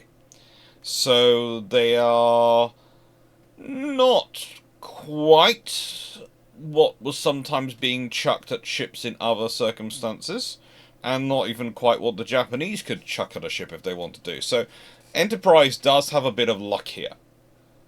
This is not to demean the damage in any way, shape or form, or, take away from her surviving it and her doing as well as she does. But Enterprise does seem to have a little bit of plot armor. Oh yeah, you're going to get hit by 4 bombs, but they're not going to be the heaviest ones they can send at you. Don't worry. It's just, there are some ships which do, I swear, have plot armor. I'm not sure who is writing this book. I really don't, because it's frankly nutty in some places, and I don't think even writers like George R.R. Martin could script elections like we keep having in the world, but yeah,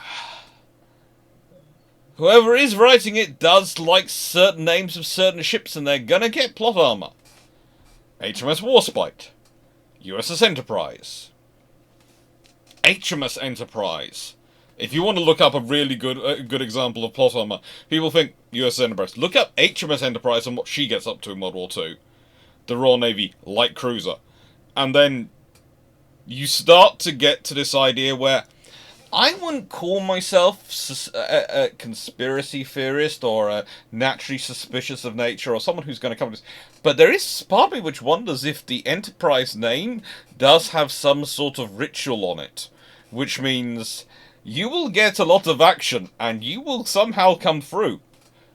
I don't know what it is, but there are some names you look at and you go, plot armors are real. That's it. In this battle, though, in this scenario, what happens? Well, Ryujo, that light fleet carrier, launches a strike on Henderson Field, which does attract the attention of the Americans, and they hammer her. Whilst hammering her and still trying to hunt for the Zukaku and Shokaku, the Japanese carriers spot the Americans and launch their strike. Between the American carriers, there are 53 Wildcats airborne, and they are directed by radar towards the attacking aircraft. However, there are problems with this.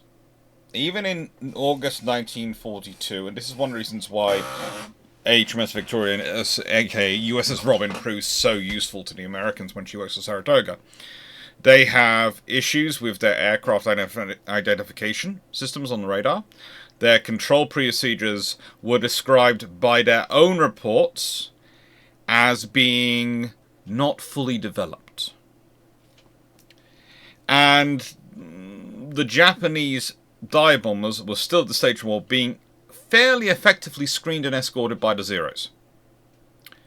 They were still capable of doing their job. They were just about able of holding up at this point with the Wildcats they were facing, and especially if they were in numbers. Now, this means that only a few of the US fighters, a very small percentage of the Wildcats, actually get to engage the Vals, the 3A dive bombers, before they attack the carriers. And Enterprise and Saratoga clear their decks. They clear their decks for the action. And they launch any aircraft they've been holding in case of Japanese carriers, and they manage to do everything they can to make themselves operational. They tell the aircraft they're launching to fly north and attack anything they can find. That's their orders. If they can't do that, if they don't have enough fuel that they will feel safe doing that, they would circle outside the fighting zone so they didn't get engaged. But they were getting everything away to minimize the fire risk. They were launching everything to minimize the fire risk. At 16:30 hours, some put the figure at 16:27, some at 16:29, some at 16:32. I think it depends on the formation where you are, what you're sort of attaching with, but I'm going to say roughly 16:30 hours, because that's within that spectrum, and that's about right, okay? Roughly 16:30 hours, the dive bombers began their attacks.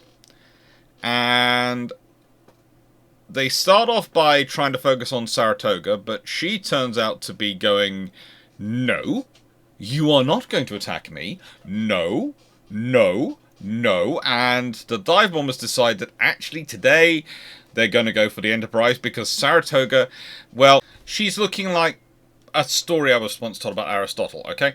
He was fighting in the various wars when he was younger for Athens, and after one battle they'd lost, everyone was withdrawing and running away because they'd lost, and they were throwing their weapons down. He didn't. Kept his shield, kept his spear, kept his helmet, and started marching home on his own, as everyone else is trying to flee around him. He doesn't get attacked, so the fleeing the cavalry chasing them, everyone chasing him, decides not to attack him.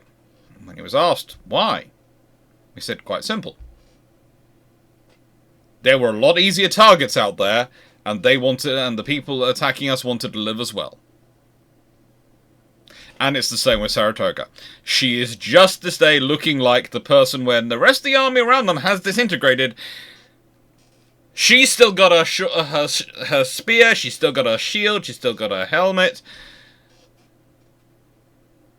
She looks strangely confident and slightly scary because the rest of the world's disintegrating around her and she's fine. If you have a choice, you choose life. You don't engage that. And despite Enterprise being festooned with enough dakka to literally turn the sky to a solid wall of lead, by this point, thanks to various gunnery officers, that doesn't really matter. Saratoga is looking the least welcome of the options. And that's quite scary to think about in some ways, but she's looking the least welcome of the options. Compared to Enterprise. That's just worrying. So at this point, Enterprise becomes the focus. And a lot of the Wildcats try to follow dive bombers into their dives to try and shoot them down. And this actually both causes trouble for those people firing the AA, because it's a nice thing to do. I will shoot it down for you, my carrier. I'll protect you. But the AA gunners are going, oh, good lord, that's one of our guys. Or do they keep firing and potentially shoot you down? This is why you have the sphere set up. This is why the Royal Navy fighter doctrine is, you got the moment the aircraft has crossed this zone, you don't chase. That's the gunner's job on the ships. We're not getting into their way.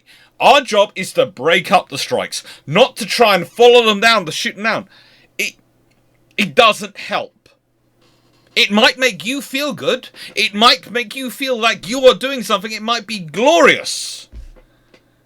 But it doesn't help, because in volume of firepower that can be put up against that aircraft coming down, which is more powerful? A single fighter or 8 5-inch guns, about 40mm and about 80 20mm? Which is more powerful? Yes, they have to rise up to stop it, but they're moving at the speed of a bullet. They're fine. And this is why 4 Wildcats were shot down by USAA fire. So think about that as well. There are some gunners who don't have to live with the thing of they think they might have shot down one of their own fighters. They might have killed a gunnery officer, might have ordered the killing, might have carried out the killing of someone they'd had lunch with. Another officer in the mess.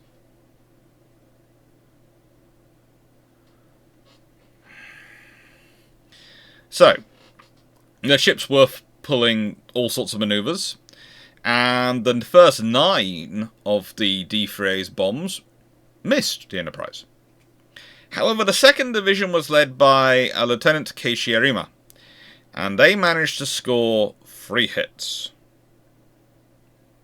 They were far more lucky.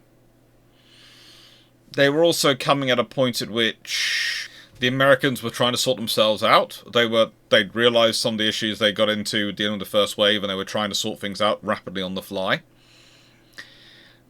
They were hitting mostly with their semi-armor piercing delayed action bombs. And one of these penetrated near the flight deck just after the elevator. Just after the aft elevator, and passed through 3 decks before detonating below waterline level. And this killed 35 more men directly and wounded 17 more. That is this strike here.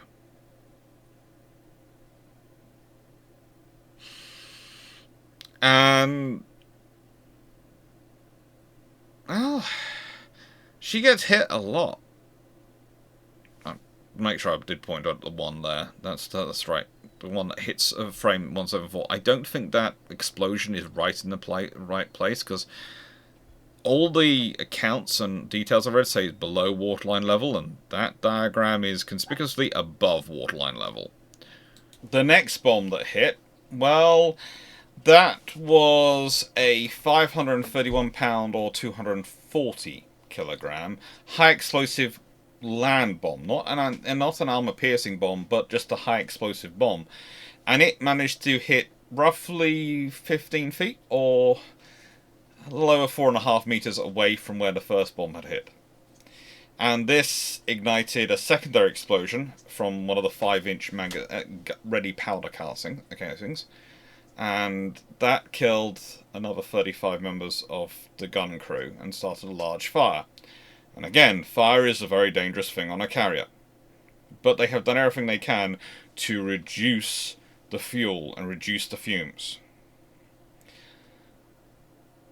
About 1646 hours, so this is roughly 15 minutes into the fight, and roughly 45 minutes after they first detected the Japanese aircraft coming in. Another of the high explosive bombs was dropped and hit Enterprise on the flight deck forward of where the first bombs had hit. That's number 3. This exploded on contact and created a 10-foot, or pretty much exactly 3 meters, but I always worry when people give me an exact figure for anything to do with an explosion and go, it's 10 foot or 3 meters. Like, it's approximately. In the deck, which but caused no further damage. It produced a wide hole in the deck, caused no further damage. And then 7 of the dive bombers decided to break off and go and attack North Carolina. But they were all shot down by AA fire and US fighters. Which is, again, another piece of luck, because if those 7 had kept coming in on Enterprise, she got, let's say, another hit, or another couple of hits, not just the 4th one aft, which seems to do pretty much, it's just a near miss. She could have been in real trouble. As you can see these pictures of the damage she took. Now, the damage control they do on her is excellent. This is another thing about Enterprise's survival story. She always has very, very well organized damage control teams, and they take it to heart. They have everything working they can, and they have flight operations recovered and fully working only an hour after the engagement pretty much ended.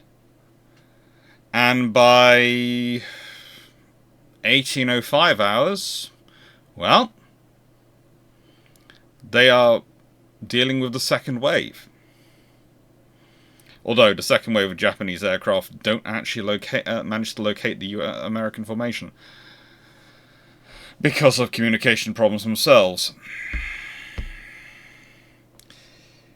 This is the reality a lot in naval operations in this period. We talk a lot about the battles where they do strike, but the number of strikes which fail to find their opponents, or communication issues, or things which build up. Operation C is a good example of this in the Indian Ocean.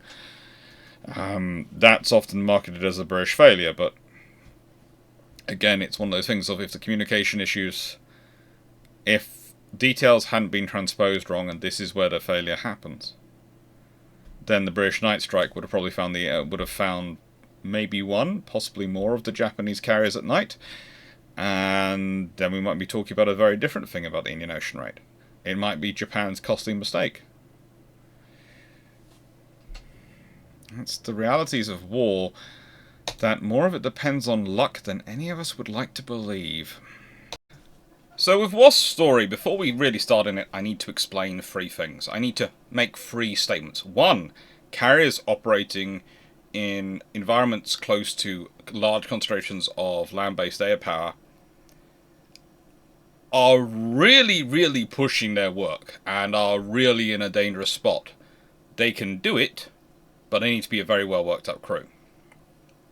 2, inshore areas and seas which are cluttered, shallow or cluttered, so making ASW work, anti-submarine warfare work, difficult, are not good areas to be operating in. If the enemy has enough subs, they will have something there. It's sod's law. And finally, I wanted to be noted that the fact that they take so long in this scenario to go from being hit to abandoning ship, and they fight so hard for so long, is a feat beyond imagination. Because I've talked about a certain carrier earlier, Eagle, which was hit by 4 torpedoes. Well, USS Wasp was wandering along when she was spotted, in the Guadalcanal area, by the submarine I-19. They fired a spread of 6 torpedoes at her. Now, please note, of these, they shoved their rudder very hard, but 3 torpedoes struck in quick succession. 2 went ahead, narrowly avoid Helena, and one of them then hit O'Brien, a destroyer. And the 6 went astern and narrowly missed Lansdowne, but actually did strike North Carolina.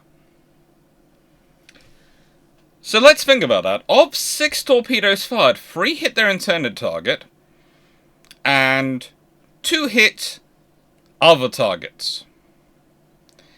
Let's all think back to the British T-class submarines, which were obsessed with having a 10 torpedo salvo.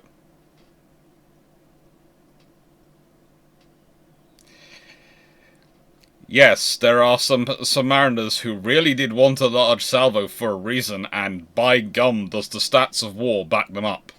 If that submarine had been firing 10 torpedoes, there could well have been the Helena, a cruiser, sunk, as well as the O'Brien. Lansdowne could have been sunk, and who knows, the North Carolina might have ended up being hit by 2 torpedoes. It's just disturbing, the sheer danger that such a spread of torpedoes could have induced. Now, the thing is, when these 3 torpedoes hit in quick succession at 14:45 hours, one actually breached, left the water, and struck the ship above the waterline. Yes, one torpedo actually went, you know what, I don't feel like being an aquatic machine. I'm a missile! I will fly! Again, a very interesting book could be written if someone had the time and wasn't doing other books on the sheer damage done by the number of torpedoes which in history had decided that they were no longer torpedoes, that they were missiles. The fact that it happens as often as it does that you can write a decent book about it, I'm talking a 75,000 word, about 100 pictures book, slightly worrying. Should probably check that out with the torpedo designers. Probably have a discussion with them about their torpedoes wishing to be missiles. But we'll leave that to one side, because we should really talk about what the other 2 did.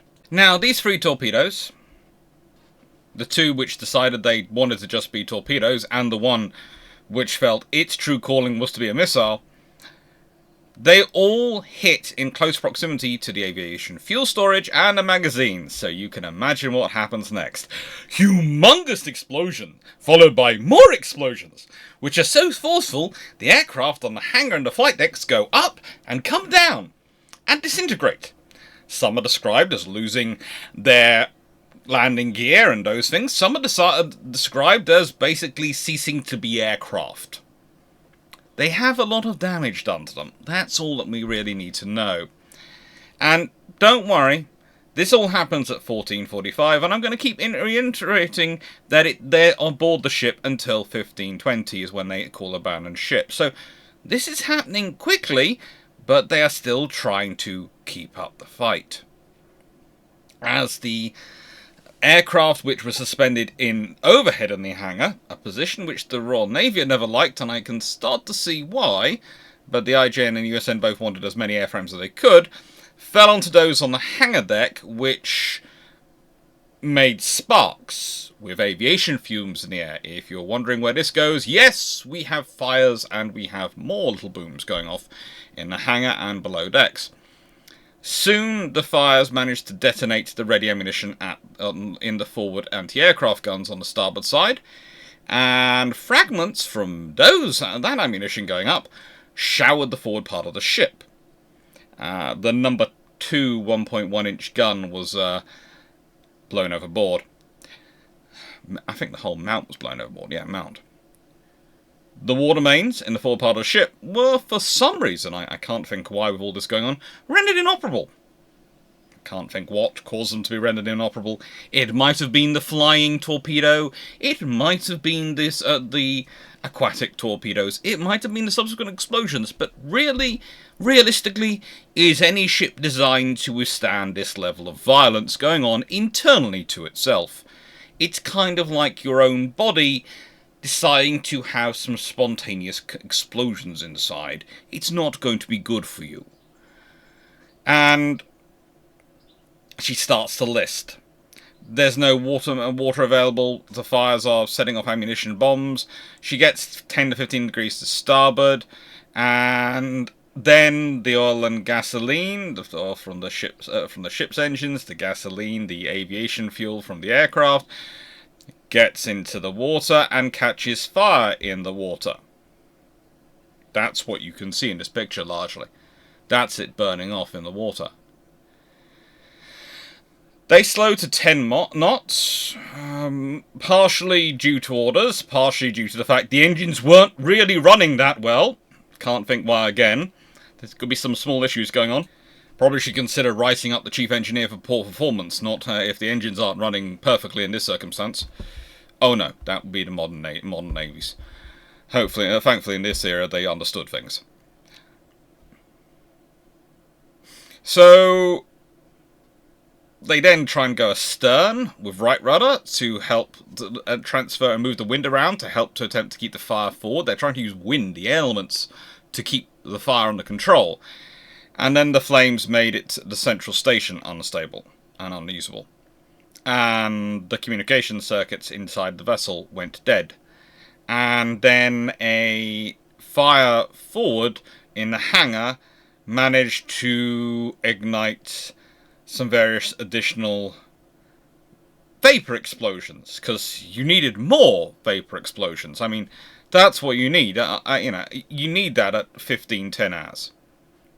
And, yeah, at 15-20 hours, after consulting with Rear Admiral Lenoy's, Captain Sherman orders his men to get off the ship as quickly as they can.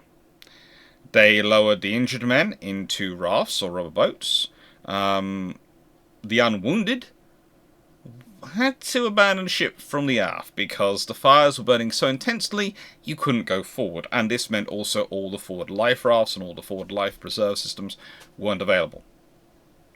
It was orderly, there was no panic, and roughly 40 minutes after the order was given, 1600 hours, Sherman wanders around the ship, checks that there's no one left aboard as best he can, and then abandons the ship himself. And that must be the loneliest walk for a captain. Imagine, your ship is burning. Your crew are literally getting off the ship. And you are wandering around your ship. Now, sometimes they have volunteers with them who are there to help people get out, but sometimes they go alone. And often it seems even the trips where they go with volunteers, they then do another one alone to double check. Because think about it from a personal conscience perspective. If you're abandoning ship, if you're giving up on damage control and leaving your ship, if there's anyone left behind because you've missed them, you're leaving them to their deaths. You're leaving them to die. That's on your conscience. That's going to haunt your dreams. Some it wouldn't, but good captains, and the vast majority of captains, it would. At this point, land zone, which had been narrowly missed earlier, used her Mark 15 torpedoes to try and sink the Wasp. Unfortunately, the first two torpedoes were fired perfectly, but did not explode, because, well, they had the same issues as the Mark 14s, didn't they? So what they had to do was they had to disable the magnetic influence exploders, the detonators, and then they had to set the depth at 10 feet, and they fired 3 more. All 3 detonated, but Wasp still stayed afloat and only sunk at 2100 hours, bow first. She had 193 men killed. 193 of her crew were killed. and 366 were wounded during the attack. Her aircraft, barring one, landed on Hornet nearby. One sadly enough, went down. At this point, the I-15 observed and reported the sinking because, well, the other US destroyers were busy keeping I-19 busy. And but I-19 did avoid 80 depth charges and escaped safely. So think about that from another perspective. I-15 is watching all these events. I-19 has launched the attack.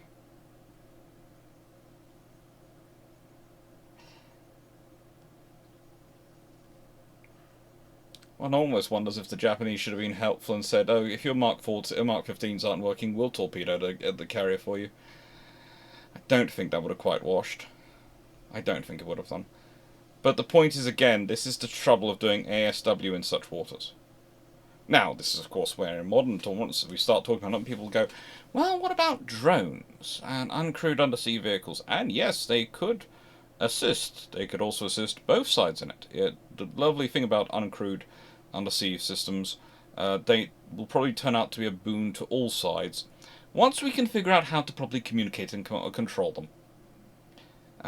Until that matter is adequately resolved for combat rather than minesweeping operations, we'll probably face some issues. But we'll get there, I'm sure. In time. With a bit of luck, and that brings us to USS Hornet herself. Hornet's loss was during a battle which I once used to win an argument. I was in a debate during an academic conference with someone who basically said that the Americans, after Midway, faced no real carrier opposition at all in the rest of the war. And I was going, well, that's not true, but I wanted a really good example to go for it. And I said, what about the Battle of Santa Cruz? And they looked at me and went, what battle? At which point I knew I'd won. This is why, this is just a bit of advice. If you are a land power historian who specialises in the knights of the medieval era, do not get into an argument with a naval historian over naval battles. We quite literally should know more than you for our jobs. Just a small tidbit of advice. If we don't, there's a problem going on. It's literally that kind of scenario. You have your specialty. I won't get into an argument with you over what the name of the various pieces of armour are that a knight would wear at various points in the battles of the medieval Europe. I won't. But in return, don't wander into my backyard.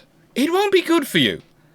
Even if I'm having a bad day and I'm trying to remember names of battles and my brain's drawing a blank. Now, this was another battle in the Guadalcanal campaign, Solomon Islands campaign series. And, well, both sides end up with losses. The US Navy gets a fleet carrier sunk, the Hornet. The IJN gets Shikaku heavily damaged. The Americans lose another destroyer sunk. The Japanese get a light carrier heavily damaged, a heavy cruiser damaged, and a destroyer damaged, and they lose 99 aircraft. But they also lose between 400 to 500 killed. The Americans, in contrast, lose a carrier, lose a destroyer, have another carrier damaged, have a battleship damaged, have a light cruiser damaged, have 2 more destroyers damaged, and lose 81 aircraft. And yet they lose just 266 dead.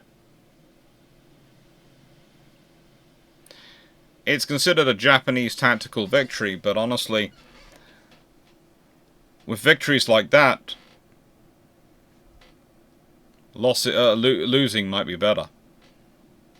Because especially for the Japanese, the problem for them is they lost 148 pilots and aircrew. And those are people they can't afford to lose. Not with their system of replacement. They really can't. Now, again, you might have noticed in this series so far I haven't included any of the IJN's carriers in this.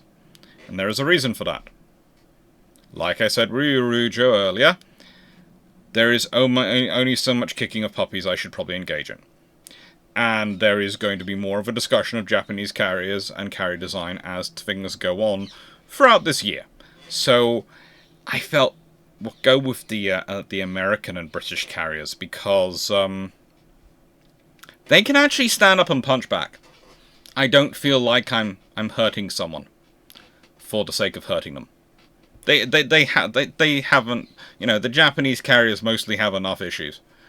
The Shakaku class are pretty darn good, and even they have things foisted on them because of the limits of Japanese, well, the amounts of infrastructure and industrial support they're prepared to put into them versus their Yamato program and other programs they have going on.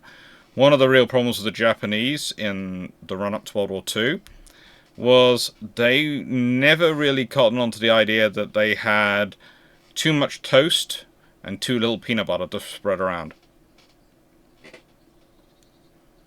And that's the worst thing you can have. That's the worst scenario you have. You also always have to make sure you have the right amount of toast and the right amount of peanut butter. If you don't have you don't have the proper ratio and the proper coverage, it's never good. But when it comes to USS Hornet, well, her loss is painful. And honestly, I have to say the biggest, most painful thing in her loss scenario is to the American torpedo manufacturers. I mean, seriously, the Mark 15 torpedo couldn't have done any worse if it tried.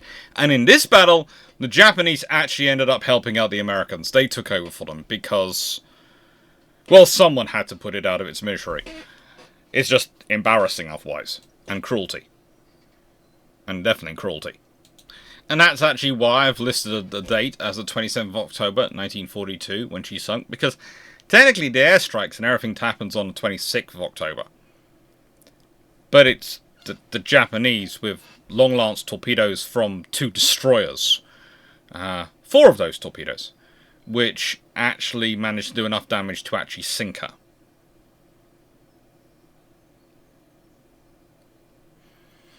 Again, very well designed ship.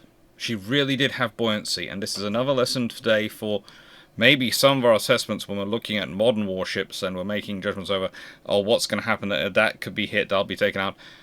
Perhaps we should be preparing more plans and contingencies along the ideas of what happens if the ship isn't taken out, what happens if it's damaged? How do we repair it? How do we recover it? How do we support it? What capabilities do we have viable for that? You know, at a certain point, you almost ask yourself, are the Russians correct sailing everywhere with a tugboat with them? Admittedly, they don't do it for that reason. They do it because their own maintenance is an issue, but we'll leave that to one side. The fact that they keep ending up going to war with their engine suppliers and engine constructors is not good planning for actually having enough materials for long-term maintenance. This is just a small advice to everyone out there. The person you do not go to war with is the person who builds your engines. There are 2 things you need, guaranteed under all circumstances in modern warfare. Engines and fuel. You need both. Why in a scenario where you're reliant upon someone else to build your engines for you, we'll leave that to one side. And secondly, don't go to war with them. Just some advice. Basic advice. It's kind of like, don't start a land war in Asia, don't go to war with the person who supplies your engines. They will also control your spare part supply. So then you might go, well, I can get engines from someone else, but then you have to change all the engines in your existing ships and other systems over to those new engines, and that's just going to mean they're out of service for ages. So you are in a catch-22. Keep operating the existing engines and have them eventually fail because you don't have the spare parts to replace them when bits go wrong, or take the ships out of service and replace them with new engines. Or you can try your other trick, which is to try and set up manufacturing from nothing and reverse engineer the engines so you can manufacture spare parts of them, but that's also a scenario which is guaranteed to be full of all sorts of fun and surprises. Oh, So, what happens to the Hornet in this battle, and then we'll get on to the more interesting saga, which is the attempts to sink her by the Americans and then the Japanese after she's been damaged and is no longer inhabitable. So, at roughly 0700 hours, there's debate as to minutes either way or either side, a Japanese scout aircraft spots and reports Hornet's location, the task force location. And the Japanese managed to win the race to get their aircraft launched. The US have spotted, actually before the Japanese, the US spotted the position of the Nagumo's carriers for the IJN carriers. But it's the Japanese which do later spotting, which get their aircraft off first. They managed to launch 64 aircraft, 21 dive bombers, 20 torpedo bombers, and 21 Zeros fighters. So that's 20 Kates, 21 Vals, Iraqi D3As, Nakajima B5Ns, and 21 A6M3 Zeros. Now, they also launched 2 Nakajima Kate B5N2s as contact aircraft towards, and this was all launched towards Hornet by 0740 hours. So they get the information roughly at 0700 hours, and they have launched all this strike by 40 minutes later. Just for anyone sitting there going, oh, they'll be up in minutes. No, that's 40 minutes, because this is real humans we're talking about. This is the realities of getting the stuff worked up, and whilst you might have a theoretical table in front of you of how quickly you could theoretically launch things if everything goes right, sod's law is at least something will go wrong. Some will take slightly less efficient path to run to their plane, some will take this, that, and all sorts of things will just happen just a couple of seconds off, and that builds up, and so it's 40 minutes, which is a respectable time. They're also led by some experienced officers, Lieutenant Commander Shigeru Murata, Lieutenants Ayo Shane, and Saensha Hidaka. They are pretty capable. Now, at this point, the Americans start doing their attacks. They've got a couple of SBD-3s which have been on scout duties, Dauntless on scout aircraft duties, which decide to arrive and do a sort of attack on Ziho.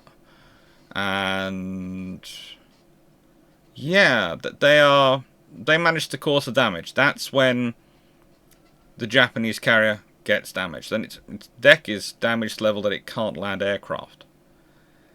However, that's really the high point for the Americans. That is realistically the high point for the Americans, I would say, in this. Because very shortly, they are going to be in a world of trouble. At 0852 hours, the Japanese air group, that's specifically Lieutenant Commander Shigeru Murata, sights the Hornet Task Force. Enterprise's group was hidden by a rain squall. That ship gets so much luck. Seriously, I've already discussed this, but I'm seriously thinking there are names, and there's another book of ships which have plot armor because of their names. She's hidden by a rain squall. Hidden. An entire task force is hidden by a rain squall.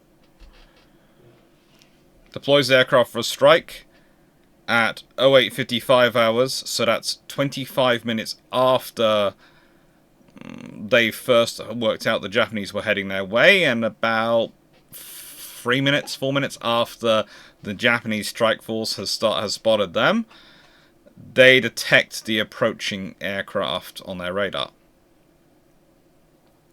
They'd heard about the outbound strike from their own aircraft flying around, had spotted the strike group. So that's why they'd heard about it earlier, but still, radar is when it's important. And they try and vector their Wildcats, they've got 37 airborne, to engage the Japanese aircraft. Again, though, this might be a recurring theme here. The USN suffers from issues with fighter control direction, from communication problems, from problems with coordinating their fighters.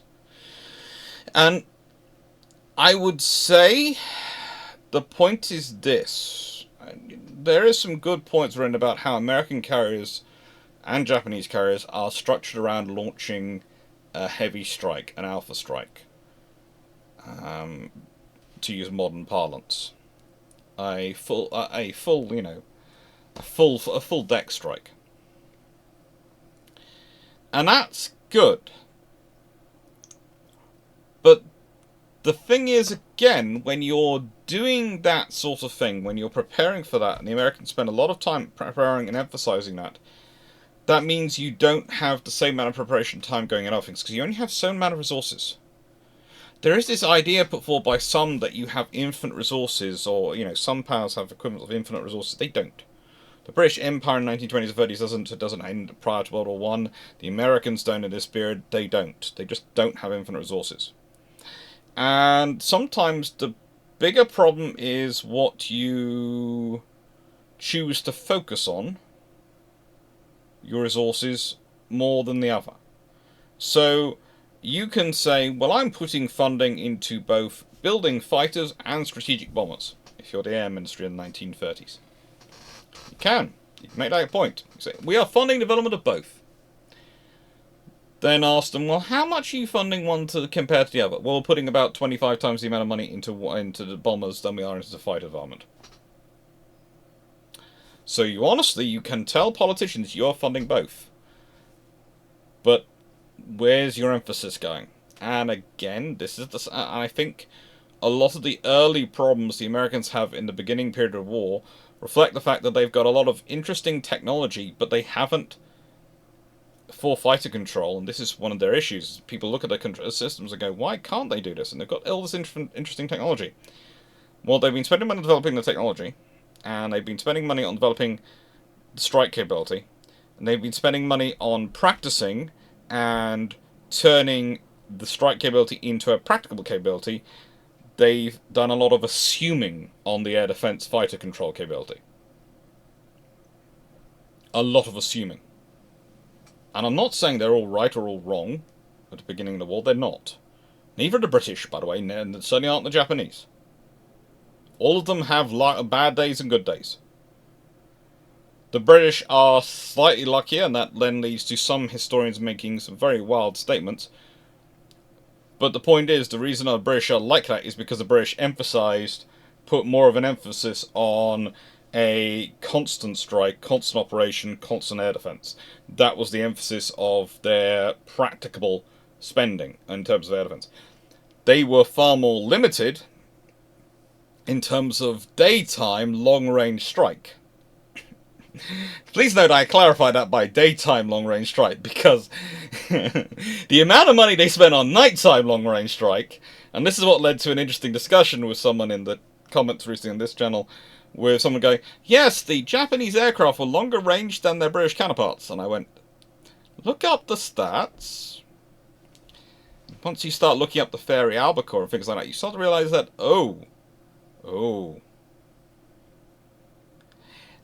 the British are quite capable of long-range mass strikes. It's just, they focused on doing them at night. Which also explains some of the decisions they made about them. It really does. The fact that the British chose to specialise in the most difficult to apply, the most difficult to implement, most difficult to achieve of the options just says so much about the British character and naval policy in this time period. The least practicable solution is the one we're going to focus on. Anyway, so that's the problem. The Americans are having a problem again with their air defense, with coordinating their fighters. And they did manage to shoot down some. The Cat was not doing their best. They were doing their best, but a lot of the Japanese aircraft managed to arrive completely unencumbered by having had to engage US aircraft because of the misdirections and miscommunications. At 0909 hours, the AA guns of the task force open up. This was as 20 torpedo planes and 16 dive bombers commenced their attack on the carrier. One of those dive bombers managed to put a 500-pound semi-armor piercing bomb dead in the centre of Hornet's flight deck, across from the island. This penetrated 3 decks before exploding. Then another roughly 500-pound land bomb struck the flight deck, detonating on impact and creating a roughly 11-foot hole this time, or a 3.4-meter hole. Remember, Enterprises was only a 3-meter hole, or a 10-foot hole. Same bombs. Same bombs. And killed 30. A minute or so later, after this, and when I say a minute or so, I mean it's sometimes logged at 9:14, sometimes logged at 9:13. We know the first bomb and second bomb arrived roughly in 9:12, roughly.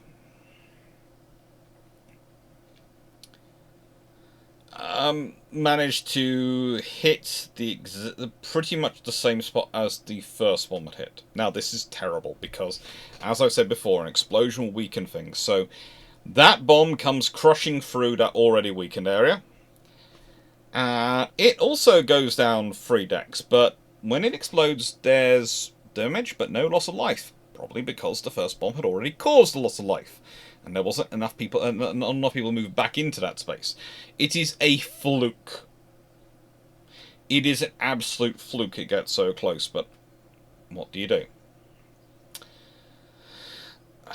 One of the dive bombers attacking was set on fire by the AA guns of Hornet, and, well, the pilot crashed into Hornet's stack, that's the funnel, killed 7 men and spread aviation fuel, which was of course nicely on fire, all over the signal deck.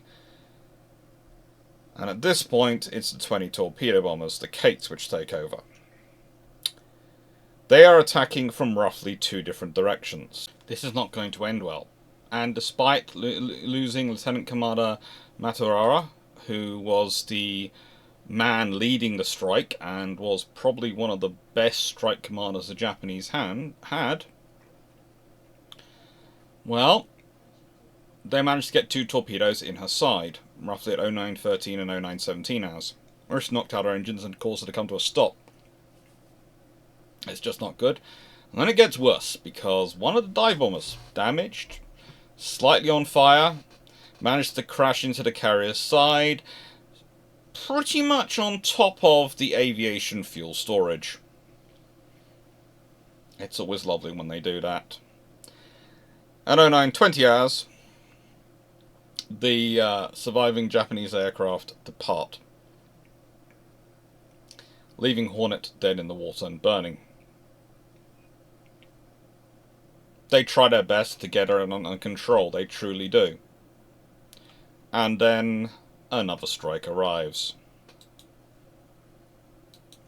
They'd had power knocked out. They'd had all sorts of problems, and the aircraft had either had to land on Enterprise or out a ditch in the ocean. USS Northampton was trying to tow Hornet clear of the action, and while they were doing this, the Japanese aircraft appeared to be concentrating on Enterprise. So they were making 5 knots. Repair crews were trying to restore power, and they were trying to get her sorted again. And that is when 9 of those lovely Kates, those torpedo bombers, the B5 Nakajima B5Ns, appear. 8 are shot down or failed to score hits, but a 9th hits the starboard side. That torpedo destroyed the repairs to the electrical system, which had been done, and caused the 14-degree list. So basically, you've done your damage control, you've managed to repair electrical systems, you've managed to get things working, you've got pumps going, you've got everything sorted out, you're starting to get the fires under control, and then boom, you hit again. At that point, the Americans receive information that Japanese surface forces were approaching, and Halsey orders Hornet sunk. Captain Mason, the commanding officer of Hornet, wanders round and checks everyone's off before he is also again the last man to climb over the side. This is when things start to get embarrassing because, well, the USS Mustin and Anderson, which are two very fine destroyers, they're both Sims class, they're capable little vessels, attempt to help scuttle Hornet, because she's still afloat. She's taken all that damage, and she's still afloat.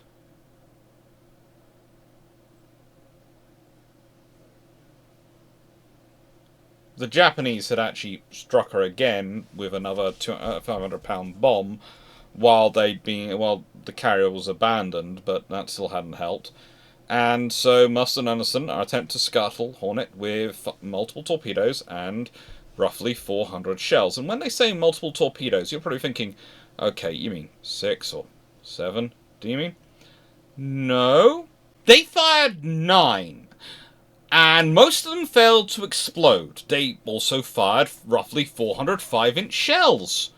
And they didn't do much good. In fact, at the end of this, it would probably be better and easier to load Admiral Halsey into a torpedo tube, fire him, and the explosion of his anger going off would have been enough to sink the Hornet. But we'll leave that to one side. Okay?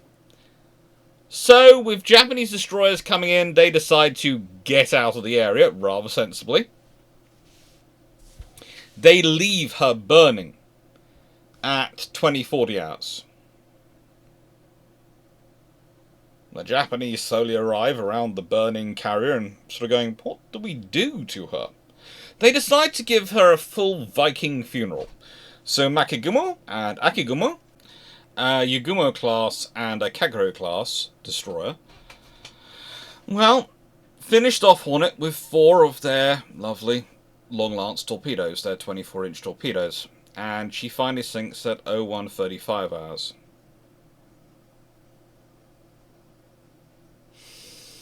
So again, comes back to the whole damage control discussion. What are we talking about here? What's the problem here? What's happened? Well, we'll leave the embarrassment of the torpedoes to one side. Again, there isn't much that really can be learned. In this scenario, if you're getting hit by this much firepower, you're in trouble. But also, if you consider how well she was designed to give her crew a fighting chance for damage control, she took a lot of torpedoes, and we're only counting the torpedoes that blow up here. I'm not counting the duds. I'm not counting the duds. She took a lot of torpedoes before going down. She has a lot of her survivability predicated upon maintaining watertight integrity. Now, this took place during Operation Husky. It was a torpedo hit, but this was subsequent to operations, of course, Pedestal, where she'd been damaged and she needed to be repaired after Pedestal. So this is actually the first big operation Indomitabl's doing after Pedestal, after returning from that. And one of the great fun things about it is that the British at the time, and a lot of sources at the time, detailed the strike as being carried out by a Ju-88. Now, it's a torpedo strike, and the number of torpedo-capable Ju-88s in the Mediterranean theatre were not exactly that high. And B, the Germans have no record of it. However, the Italians have a record of an SM-79 managing to sneak in and launch his torpedo to attack the carrier. And pretty much what happens is this is a nighttime strike. This is at 00:25 at night. And remember, by this point, the British, to an extent, are kind of becoming a bit egotistical in they think they own a night. And also, usually the Italians, when they attack in flocks of aircraft, in huge organizations. Same with the Germans. But this was a single aircraft, coming in on a path which a ferry Albacore was expected to come in on. And came in. It struck. And immediately they go into damage control methodology. Immediately they go into damage control mode. There is another reason to suspect it's Italian, the fact that the torpedo managed to get a 28-foot slushy squared hole and cause damage along the side of the hull, including buckling of various hull plates. It also damaged the sponson supporting a pom-pom, which, well, that collapsed, but let's be honest, in terms of structural integrity, that's annoying. The structural damage was done by the torpedo, the fact it detonated on the underside of the belt, just below where there's protection, and a right level with the port boiler room, is the problem. It sent metal shards into the ship, it caused all sorts of damage, and flooding is very fast. When you manage to hit one of these key large spaces, and if you look along this hull, you can see there are two sets of spaces. Boiler rooms, turbines, where there are large spaces like that. The rest of it's all heavily subdivided, but those spaces have to be big. They have to be large at the time. This is one of the reasons why when people start discussing electric powertrains, I'm quite keen on them. Because you can mount your engines in slightly different places, and you're not dictated by the realities of having to run a propeller shaft. And you don't necessarily have to keep it in the lowest part of the hull, especially if you've got a gas turbine that's powering an electric system. You can have that slightly higher up in the hull, and same with diesel power. You can have it slightly higher up in the hull, and have protection around them, so that flooding is not going to necessarily, nor torpedo hits are necessarily going to take you out of your power supply. It's all useful to think about. The flooding comes in, and that's a large space to fill very quickly. And they start immediately with the damage control, because they start losing speed. They drop down to roughly 7 knots. And again, similar to the Ark Royal, they find themselves 12.5 degrees in water, and they've got water running up the funnel uptakes. And so what do? Well, you start working the damage. And I would like to point out, I've got a link below to the Armoured Carriers website, where my friend Jamie Seedle has done an excellent write-up of this.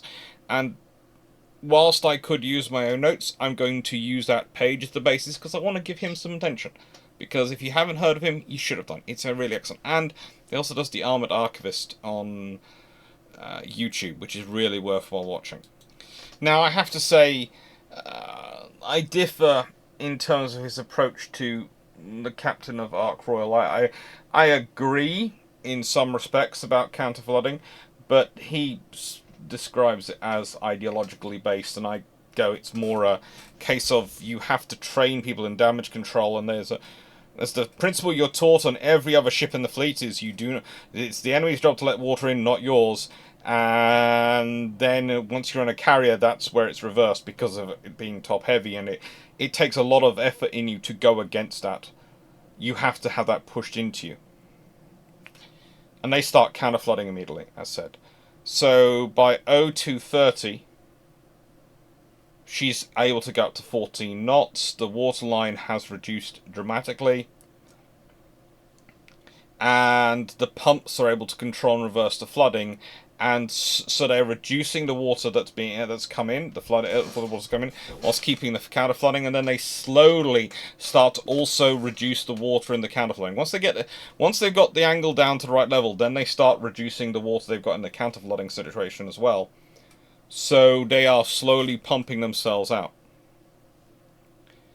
When they had the flooding fully stemmed and it over, basically, they managed to maneuver Formidable into the Division 1 to protect Nelson Rodney, and Indomitable went with Warspite and Valiant to return to Malta.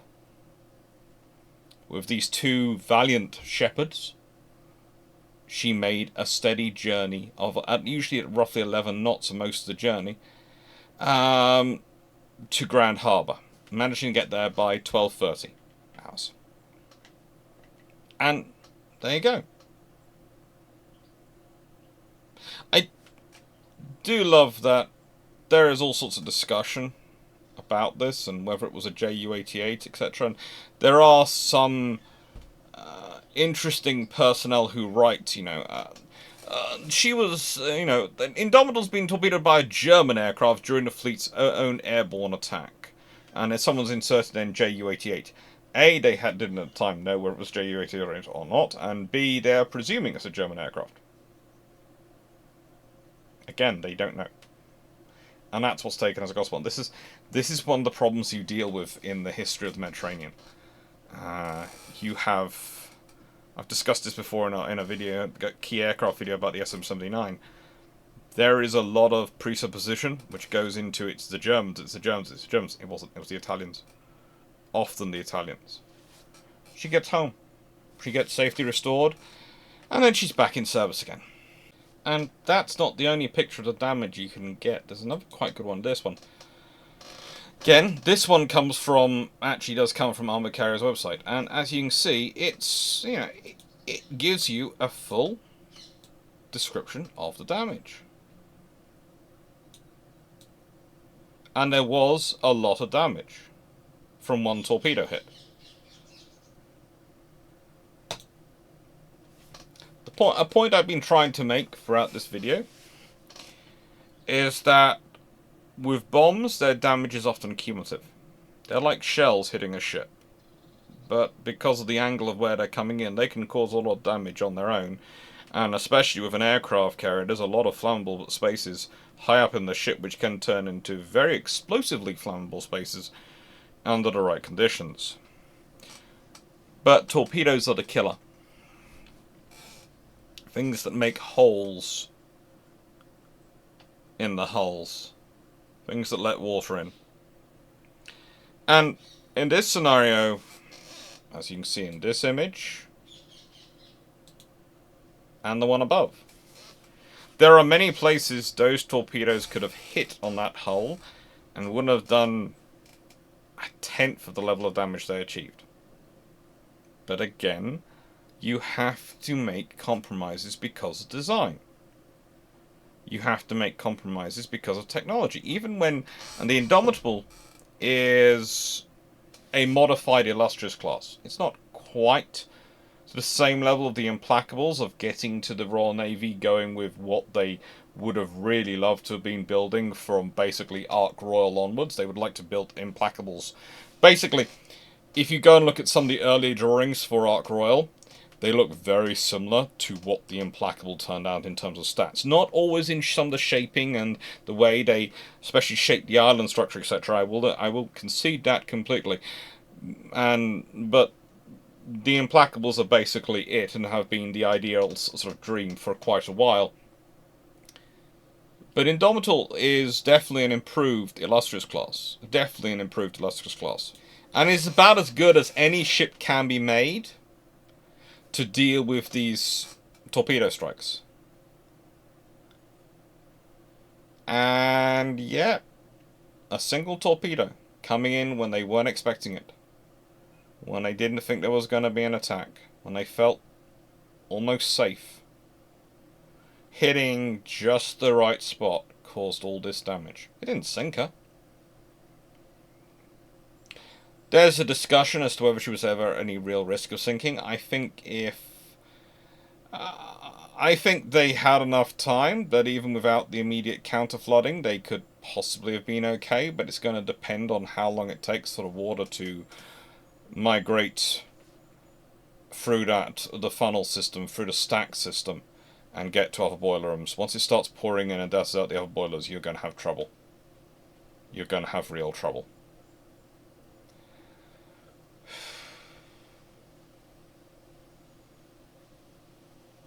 So there is an issue there. But there is also quite a lot of reserve buoyancy still in the hull, and there's quite a lot of sealing going on. And there's a lot of air still in the hull, and they do counterflood. They follow the very doctrine which had been defined, and this is, again, one of the fun things. I've seen people use the description of Ark Royal sinking and go, well, this proves the Royal Navy has a terrible damage control doctrine. And it's not. The doctrine's there. like the Americans, the doctrine is there, the systems are there. It's getting it into a lot of officers' heads, especially when you're rapidly growing your fleet air arm and your carrier capability in peacetime. So in wartime, I mean, so you don't have necessarily the time to give people the experience and training you'd like to give them before they go, and you'd like to maybe send a captain on a course of damage control and aircraft carriers, how it differs from everything else. No, here's the doctrine book, please go read it. Well, they're going to sit there, some of those captains are going to sit there and go, but I've spent my entire career being trained that it's the enemy's job to get water into my ship, not me. Yes, sir. Your entire career. But your entire career you haven't been dealing with anything which was as top-heavy as an aircraft carrier. You haven't been dealing with anything designed like an aircraft carrier with stacks like this. The funnels don't go up. They don't go straight up. They go along. There are so many issues in this ship's design. There are so many problems in a carrier's design from a damage control perspective. Especially with the thinking of officers who, most of which have been in the service for, let's say, by the time they're a captain, 20 plus years. There are officers in service in the Royal Navy, senior captains, admirals, who literally have been in service longer than there have been aircraft carriers in the world.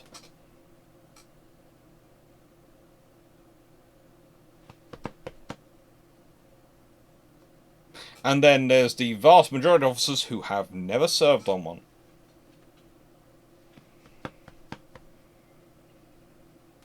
It's not so much an ideology.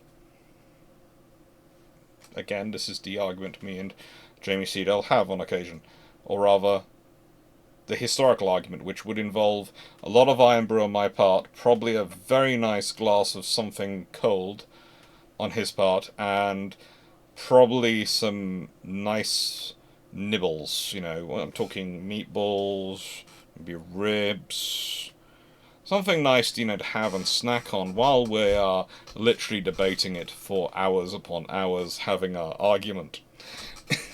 As historians do. Yes, we're having a very important argument. Therefore, just drop off the pizza and leave us be.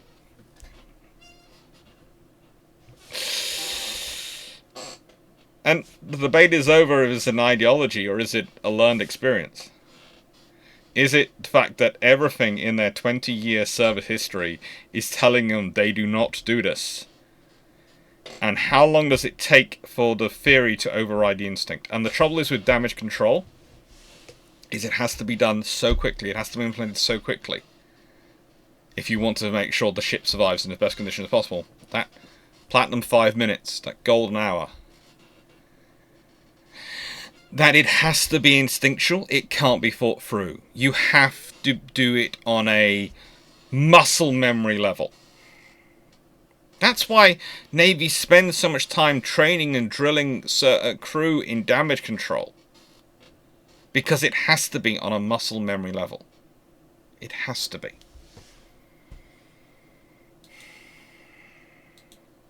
And there we get to Bunker Hill. And that's a story and a half. Why have I included Bunker Hill in this? Because even when you put every effort you can into prevention, even when you think you've got to the strongest you can get, when you are the flagship of a mighty fleet of carriers, which includes the Enterprise,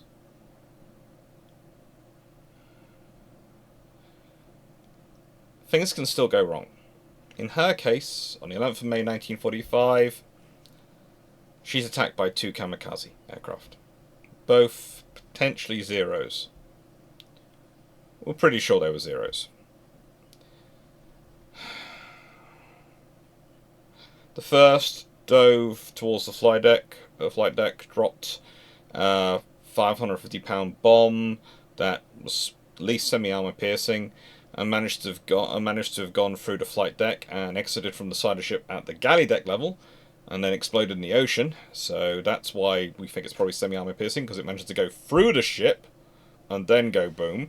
So it doesn't cause much damage, but the aircraft itself crashes onto the carrier's flight deck, destroys some warplanes, which are full of their fuel and their ammunition, causes a large fly. Most of the conflagration you can see here is from that hit.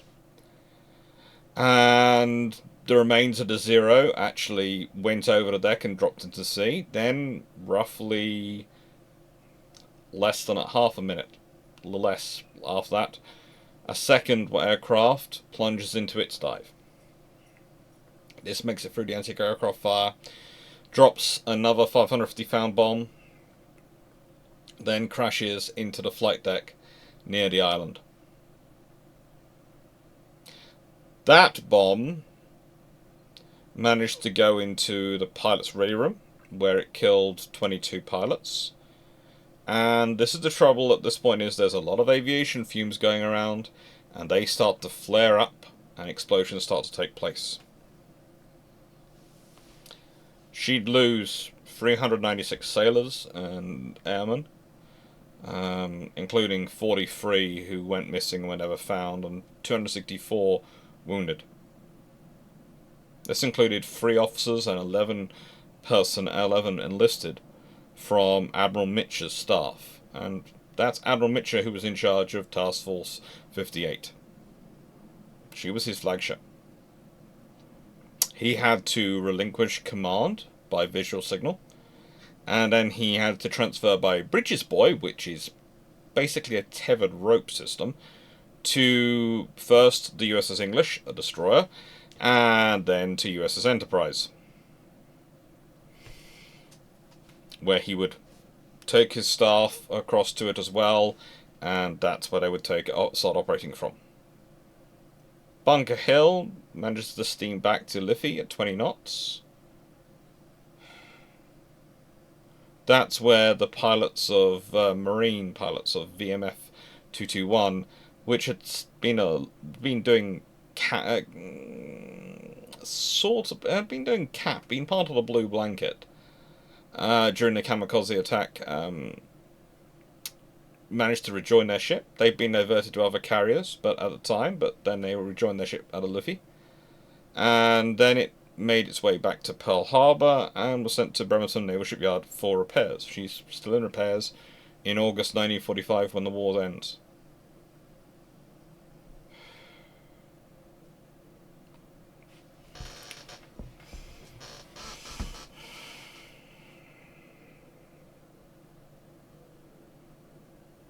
It's aviation fuel.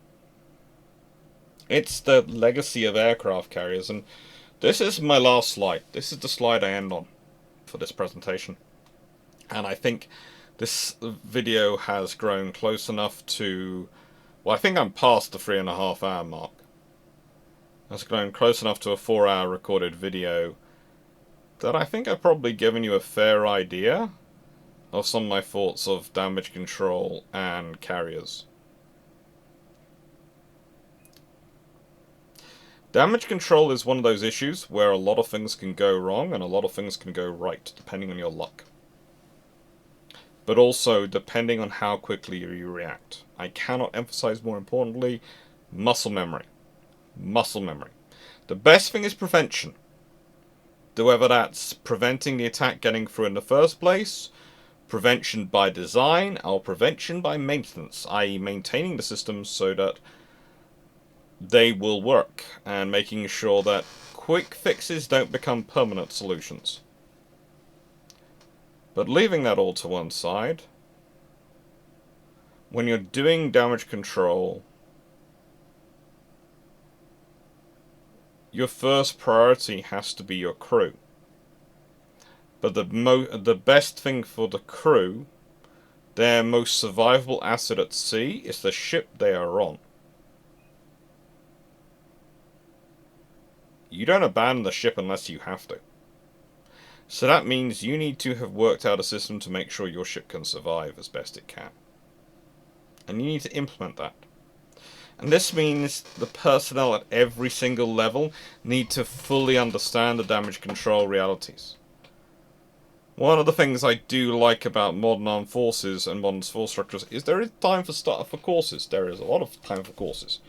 If you have enough personnel and if the personnel are being treated right, you have time to take people off on courses. And frankly, I think there should have been briefings about the developments of damage control. It should have been more than just, these are documents written down for captains to read. No. As much as I would love to believe that every captain's going to make a time to read this stuff thoroughly when they take command of a ship, and they should do, they're also going to be incredibly busy. And reading a work is useful. Reading a work and being able to ask one of the people who are the authors of the work, excuse me, what do you mean by this, is incredibly valuable. There is a difference there. So I think it's essential you have to think through programs of, well, like we do again in modern navies with FOST, etc., of having people go around who are acting instructors who will explain these things when asked. Will explain why. Will explain why. Because that's the most important you need to understand. If you are trying to train someone, on every other ship we have this policy, but on these ships we have a different policy. You need to explain why. And you need to explain why in a way they cannot refute. So sticking them in a room, having them ask that question, having them being torn to pieces, perhaps, by a specialist in the field, will be a lasting memory. Because, let's say you have half a dozen captains in the room and you're going through all the things before they get their appointments to cruisers or destroyer flotillas or a carrier, and someone goes, yeah, damage control. Why did... Oh, carry, we don't let water in, da-da-da-da-da. And the instructor goes, no. Look, you're right on other ships. You're right. It's the last course of action, but it's not on a carrier because you have got all this weight up the top. You have got all these things which can shift around, aircraft, etc., in the hangar. You have got all these heavy instruments up there, which I know I've already mentioned, but I'm going to re-emphasize. You've got fuel running around the ship. Aviation fuel, which is explosive in its fumes form. You've got lots of explosive running around your ship in terms of ammunition, because of loading these aircraft. This is not a safe scenario. You have to start counterflooding. Because if this starts to slide, and it will do, and they'll go, well, what happens if we have the aircraft tied down? What happens if we have this? What happens if that? And it'll get shot down.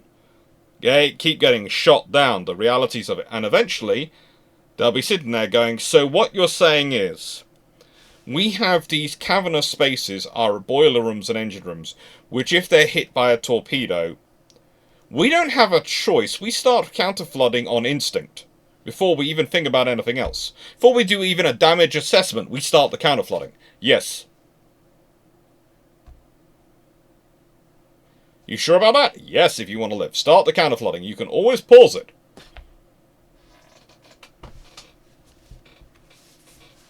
The other thing about Indomitable that she has, that Ark Royal doesn't, that Bunker Hill has, that a lot of ships, is the diesel generators positioned around the ship. Seriously. The diesel generator, it's like sewage works. Really is. It's like sewage works. They are what saves so many lives. And people don't think about sewers. They think about hospitals saving lives. Well, actually, no. Here's a stat for you. Sewer systems have saved more lives, have prevented more deaths than all the hospital systems in the world. Because they prevent the disease happening in the first place. They prevent the disease congregating and being produced. And prevention is better than cure. And diesel generators? They are critical for damage control. If you want to look at a modern ship, and you want to realize how seriously they're taking the potential of the ship being damaged, look at how they're spacing out the generators and the power supplies. Because that's the critical thing. If you can keep the pumps going, you have a chance. Because the pumps can allow you to do both counterflooding and to try and pump out the floodwaters. And if you have the ship subdivided enough, and you have enough of the pressure-tight doors working, well, maybe. Maybe. You can save the ship.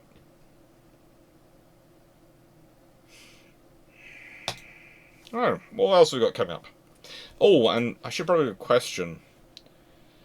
This has been a long one, though. I doubt I'll need a minute for a question. I'm sure there'll be lots of various discussions below about the accounts I've given, because I have abridged certain things just because of time. And some of these things really deserve a video almost entirely of their own. And they probably will do at some point. Might do a key ships damage control series at one point. Who knows? Should I do that question? I decided not to. No, I won't do that question. I'll do the other question. So we've been discussing damage control. We've been discussing prevention. Now, with all these things in mind, you might notice in all this scenario that very few of these ships had changed over to electric power drives. Very few of these ships were electric power systems, and you might be thinking, well, Alex, that's a bit strange, because if torpedoes are this really big threat, why haven't they changed over? Honestly, because despite what you might think, in terms of, well, you can get rid of the big heavy shaft and you can have a far smaller shaft system and power supply system, you know, an electric motor driving the propeller over a far shorter shaft, and you can have the turbines and everything restructured. Naval architecture wasn't at that point, and a lot of electrical development wasn't at that point. But I want you to think about that. Let's say the treaties had been slightly more liberal with their tonnage allowances, and navies, realizing knowing as they did the issues with torpedoes, had decided, well, hang on, if we go for an electrical drive system, we can raise the boilers and turbines slightly higher in the hull and make it work, or put them slightly more in a cocoon inside the hull, and we can run multiple power lines to give us survivability around the hull. How does that affect things? How does those sort of changes affect things, do you think? Do they improve things? Do they not improve things? How would it change your favourite carrier design, your favourite battleship design, or cruiser design from this period, if they're going for an electric drive system because of the threat of torpedoes? I'd like to hear what you think. I'd also like to hear whether you think they might implement having some battery systems like submarines have. Whether some senior officer will go, hang on, if I have batteries like submarines have, I don't need them. I can use them for emergency power, but I can also use them for giving me a boost of power quickly when I want to accelerate.